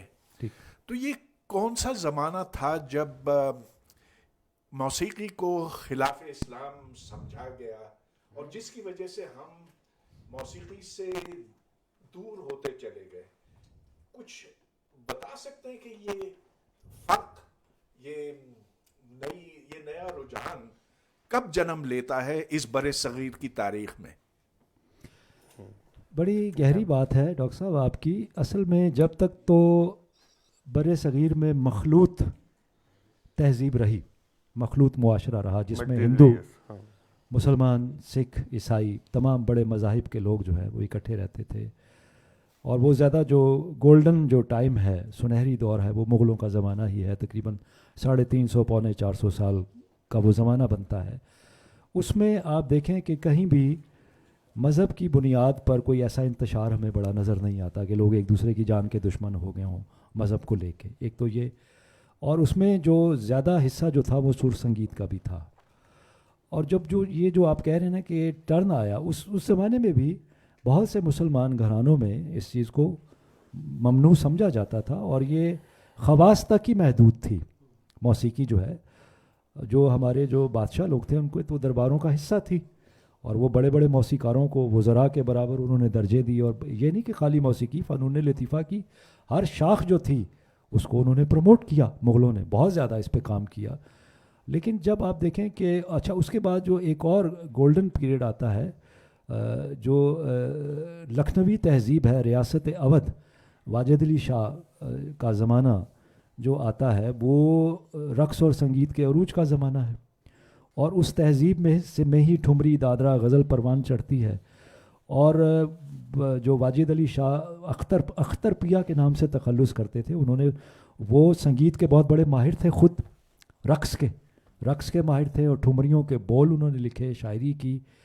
میں یہ سمجھتا ہوں کہ جو انگریز کا راج جب آیا اور اس کے بعد جو ایک انگریز کے یہاں آنے کے بعد جو ایک تھوڑی سی مذہبی منافرت جو ہے پھیلی ہے اور فرقہ بندی جو پیدا ہوئی ہے مختلف مذاہب میں، اور جو کٹر پن لوگوں کے ذہن میں آیا ہے کہ جی یہ مطلب ہے کہ سر جو ہے یہ ممنوع چیز ہے یا یہ انسان کو کوئی غلط راستے پہ لے جائے گی، اس سے وہ چیز پروان چڑھی ہے. اور پارٹیشن کے بعد جو ہے اس میں زیادہ تیزی آئی ہے، پھر اس سے پہلے نہیں تھی اتنی تیزی. اس زمانے میں مسلمان گھرانوں کے بچے بھی جو ہے، جو آپ جیسے دیکھا کہ مسلم یونیورسٹی علی گڑھ میں پڑھنے کے لیے جا رہے ہیں، یہاں سے پورے ہندوستان سے لوگ جاتے تھے، جامعہ ملیہ دہلی میں جاتے تھے، بڑے بڑے جگہوں، تو وہاں یہ ڈرامیٹک سوسائٹیز اور میوزک سوسائٹیز کالجوں میں عام تھیں، اور جس میں مسلمان بچے بھی حصہ لیتے تھے، اور بڑے بڑے مسلمان گائک اور فنکار. آپ دیکھیں کہ گھرانوں کا کتنا بڑا کنٹریبیوشن ہے، اور گھرانے جتنے سنگیت کے ہوئے ہیں وہ سب مسلمان گھرانے ہوئے ہیں، اور وہ سارے جتنے، جیسے میں نے عرض کیا، جو مسلمان گھرانے ہوئے ہیں وہ سارے جو فنکار تھے وہ بڑے مذہب کے قریب تھے، بڑے مطلب ہے کہ دیندار قسم کے لوگ ہوتے تھے وہ. تو دونوں طرف جو ہے ہندوؤں میں بھی یہ اس کو عبادت کے طور پہ اس کو لیا گیا، اور ہمارے ہاں اس طرح تو نہیں لیا گیا، لیکن ایسا نہیں تھا کہ کوئی اتنی زیادہ شدید نفرت اس سے کی جائے. تو یہ بیچ میں ایک فیز آتا ہے پارٹیشن کے بعد کہ جس میں اس کو مطلب ہے کہ ایک دھچکا ایسا لگا کہ اس کو مطلب ہے کہ ممنوع چیز سمجھا جانے لگا. حالانکہ اگر آپ اس کو دیکھیں تو سر جو ہے، میں یہ اس میں ایک بات کہتا ہوں کہ جو چیز اللہ تعالیٰ نے کسی انسان کو عطا کر دی ہے، اور سر جو ہے وہ حضرت داؤد علیہ السلام کو ملا، لہن داؤدی، ان کو لہن ملا خوبصورت، تو یہ ایک اللہ کی عطا ہے. باقی یہ ہے کہ کوئی بھی چیز جب اس کا استعمال غلط ہوگا کسی بھی آرٹ کا تو اس کو غلط کہا جائے گا. آج کوئی سائنٹیفک ایجاد ہے، اگر اس کو غلط راستے پہ لے جائیں تو وہ غلط ہو جائے گی، اس کا استعمال صحیح کرے تو وہ صحیح رہے گی. تو یہ اس لیے بھی ہوا. ہاں ایک اور بات کہ یہ جب سنگیت جو ہے، جب یہ عامیانہ پن اس نے اختیار کر لیا، اور جب یہی جو سنگیت راجواڑوں میں، درباروں میں، اور اس زمانے کی جو ایلیٹ تھی ان کے پاس تھا، تو یہ جو ایک دھچکا اس کو اس وجہ سے بھی لگا، اور یہ ٹیبو بنا کہ جب یہ طوائف کے کوٹھے پہ آ گیا نا، بازاروں میں آ گیا، اس کی وجہ سے ایک نفرت ڈیولپ ہوئی. ایک ایلیمنٹ یہ بھی ہے جی کہ جناب ہو یہ تو ایسے، یہ تو فلاں وہ لوگ کرتے ہیں، ان کا ناچ گانا ان کا پیشہ ہے، ان کا کام ہے، یہ ہے وہ ہے. اس سے پھر یہ جو ہے نا، یہ ذہنوں میں یہ بات آئی کہ نہیں یہ کوئی اچھا کام نہیں ہے. حالانکہ اس سے پہلے کا آپ دور دیکھیں، اور میں کہتا ہوں کہ قرون وسطیٰ کا زمانہ آپ دیکھیں، بغداد میں دیکھیں، جو عباسیوں کے زمانے میں ایسے وہاں موسیقار ہیں، اور ایسا وہاں اسحاق موصلی، ابراہیم موصلی، قرون وسطیٰ کے زمانے میں بغداد میں ایسا موسیقار پیدا ہوا کہ وہ لوگوں کو رلا دیتے تھے ساز بجا کے. اتنی مطلب پذیرائی تھی اس کو عرب ملکوں میں بھی، اور عربوں کے ہاں بھی، اور یونانیوں کے ہاں بھی. تو اس وقت یہ ٹیبو نہیں تھی، یہ چیز، یہ باتیں نہیں تھی. لیکن جب ابتذال آئے گا نا کسی چیز میں تھوڑا سا، اور اس کی شیپ غلط ہو جائے گی، اس کا انداز غلط ہو جائے گا، اس کی پریزنٹیشن غلط ہو جائے گی، تو ظاہر ہے کہ پھر ایک وہ جو مذہبی ایلیمنٹ ہے وہ ضرور آئے گا احتجاج کے طور پہ، وہ سامنے آئے گا. نہیں یہ تو جو ہے یہ اس کے خلاف بات جا رہی ہے یہ چیز. آخری سوال، اپنا نام بھی بتائیے کائنڈلی. جی، میرا نام ہے عامر شاہ، اور میں سوال تو کچھ اور، اب مائک ہے جی، ہیلو، اپنے پاس کر لیجئے بس. ہیلو جی ٹھیک، اب ٹھیک ہے. سوال تو میرا آپ سے کچھ اور ہونا تھا پروفیسر صاحب، کیونکہ آپ نے آج مجھے اتنا کچھ سکھا دیا ہے کچھ گھنٹے ڈیڑھ کے اندر، کہ مجھے میوزک کا شاید کتابیں پڑھتا تو پھر سمجھ آتی. مگر پروفیسر صاحب نے جو ایک بڑی انٹرسٹنگ بات کی، اس سے میرے دماغ میں ایک نیا خیال اٹھا جی، اور جس چیز کے اوپر میں کافی اسٹڈی کرتا رہا ہوں، اور وہ یہ ہے کہ جب مائنڈ سیکیور ہوتا ہے جی، تو تب مائنڈ کھلتا ہے، اور تب مائنڈ ڈفرینٹ چیزیں سیکھنے کے لیے آمادہ ہوتا ہے. بالکل ٹھیک. جو انسیکیورٹی بڑھتی ہے مائنڈ بند ہوتا جاتا ہے. بالکل ٹھیک. اور اگر آپ اس کو مسلمان کے اور اسلامک کانٹیکسٹ میں دیکھیں تو جب مسلمانوں پہ زوال آیا ہے ہم اسی وقت ریجڈ ہوتے چلے گئے ہیں اور ٹریڈیشنل, اور پھر یہ ہوتا ہے کہ جی نماز آپ اس طرح پڑھیں اور بازو یہاں باندھیں اور شلواریں ادھر ہوں. These are all signs of mental insecurity that develop because of what's happening. جی اچھا, اب آگے آئیں کہ انڈیا میں کیا ہوا. انڈیا میں 1857 سے پہلے جی جب آج جس دور کی آپ بات کریں اس وقت پراسپیرٹی تھی اور اس وقت مینٹل سیکیورٹی تھی, آپ کے ریلیجس بلیف کے اوپر آپ کی پرسیکیوشن نہیں ہوتی تھی. بڑی اچھی بات آپ نے. اب کیا ہوتا ہے کہ جب انگریز آ کے دلی میں ریزیڈنٹ بنتا ہے اور یہ 1857 کا کام ہونے لگتا ہے, تو وہ مولوی عبدالحق تھے جنہوں نے پیسہ اخبار وہ اور ان کا بیٹا دلی میں چھاپتے تھے. انہوں نے نعرہ لگایا تھا کہ جی اسلام خطرے میں. آپ سمجھ رہے ہیں میری بات؟ اور یہ وہی وقت ہے جو کہ ایک آئی تھنک پریسبیٹیرین پریسٹ تھا. جی جی, اس کا نام اگر مجھے اب یاد آ رہا ہے ہسٹری سے, مرے شاید اس کا نام تھا. اس نے بھی آ کے کہا کہ جی یہ تو ہم ان کے ساتھ کدھر مل رہے ہیں, ہم کو تو اپنے چرچ ہونے چاہیے, we should not mix with these people. And he started seeing that from Calcutta, ٹھیک, جہاں کہ پھر انہوں نے نیٹیوز کو کلبز میں آنا بند کیا. تو یہ جو ہم میوزک اور پوئٹری اور اس کا زوال دیکھتے ہیں, یہ وہاں سے شروع ہوا جہاں سے ہمارا مائنڈ انسیکیور ہونا شروع. بالکل ٹھیک. اور جب ہمارا مائنڈ انسیکیور ہوا, آپ سارے دیکھ لیں, آپ انڈیا کے بھی دیکھ لیں, آئی ایم ویری ہیپی کہ آپ نے وہ بغداد کی بات کی, پھر وہاں بھی دیکھ لیں ہمارے ساتھ کیا ہوا. بالکل. ابن فرنیس تھا اسپین میں. یہ میں اس دفعہ اسپین گیا 2 ہفتے میں, صرف اندلوسیا میں پھرتا رہا یہ دیکھنے کے لیے کہ مسلمانوں کے ساتھ کیا ہوا. ابن فرنیس نے رباب ایجاد کیا تھا, اور یہ وہ بندہ ہے جس نے فلائنگ ایجاد کی تھی, اور اس نے آ کے یمن میں ایک پہاڑی سے چھلانگ لگائی تھی. 500 years before Leonardo da Vinci put together his diagrams of a flying machine. ٹھیک. مگر ہم سب بھول گئے. کیا ہوا ہمارے ساتھ, وہاں بھی ہمارا زوال آ رہا تھا, انسیکیور ہو رہے تھے. تو دیر از اے کنٹینیوم ان آل دس. تو یہ ڈاکٹر صاحب نے جو بات کی ادھر سے میں اسٹارٹڈ تھنکنگ. میں آپ کی بات سے بالکل متفق ہوں. جی 13ویں صدی میں زوال آیا. نہیں, مگر جہاں جہاں مسلمان تھے وہ زوال آتے گئے نا. انڈیا میں there was harmony, جب ہارمنی ختم ہونی شروع ہوئی تو وہاں بھی پھر وہی کام شروع ہو گیا. Thank you for your nice بالکل ایسا compliments and nice contribution. اور میوزک جو ہے وہ ان سیکیورٹی میں تو کیا ہی نہیں جا سکتا. یہ آپ کے سوال کا, جب تک آپ کا مائنڈ سیکیور نہیں ہوگا, آپ کو معاشرے سے خوف ہوگا کہ مجھے شاید میں کوئی ایسا کام کر رہا ہوں جو غلط ہے, تو آپ اس میں کیسے ایکسیل کریں گے, آپ اس میں برتری کیسے حاصل کریں گے, آپ آگے کیسے بڑھیں گے. تو وہ جو دور آپ بتا رہے ہیں 1857 سے پہلے کا جو وہ زمانہ ہے, اس میں یہاں جتنے بھی لوگ آباد تھے, جس مذہب سے بھی تعلق رکھتے تھے, وہ اپنے آپ کو انسیکیور فیل نہیں کرتے تھے.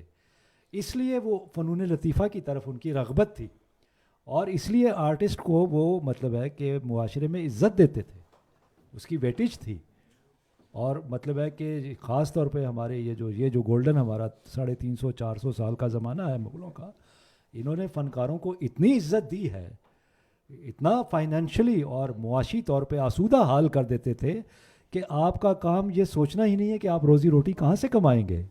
آپ کا کام ہے کریشن کرنا, آپ ریاض کرو, آپ محنت کرو, اپنے کام میں آگے بڑھو. یہ فنکار کو چاہیے تو فن بچے گا اور فن آگے جائے گا, ورنہ نہیں جائے گا. بہت شکریہ. ہم یہاں پر ختم کرتے ہیں. میں بہت شکر گزار ہوں جناب اقدس ہاشمی صاحب کا, جناب خلیق الرحمان صاحب کا. آپ کی انٹلیکچوئل کنٹریبیوشن نے, آپ کے سوالات نے, آپ کے خیالات نے اس محفل کو بہت زیادہ ایک اچھا اور علمی اور ایک فنی سطح پر بہت پختہ رنگ دیا ہے.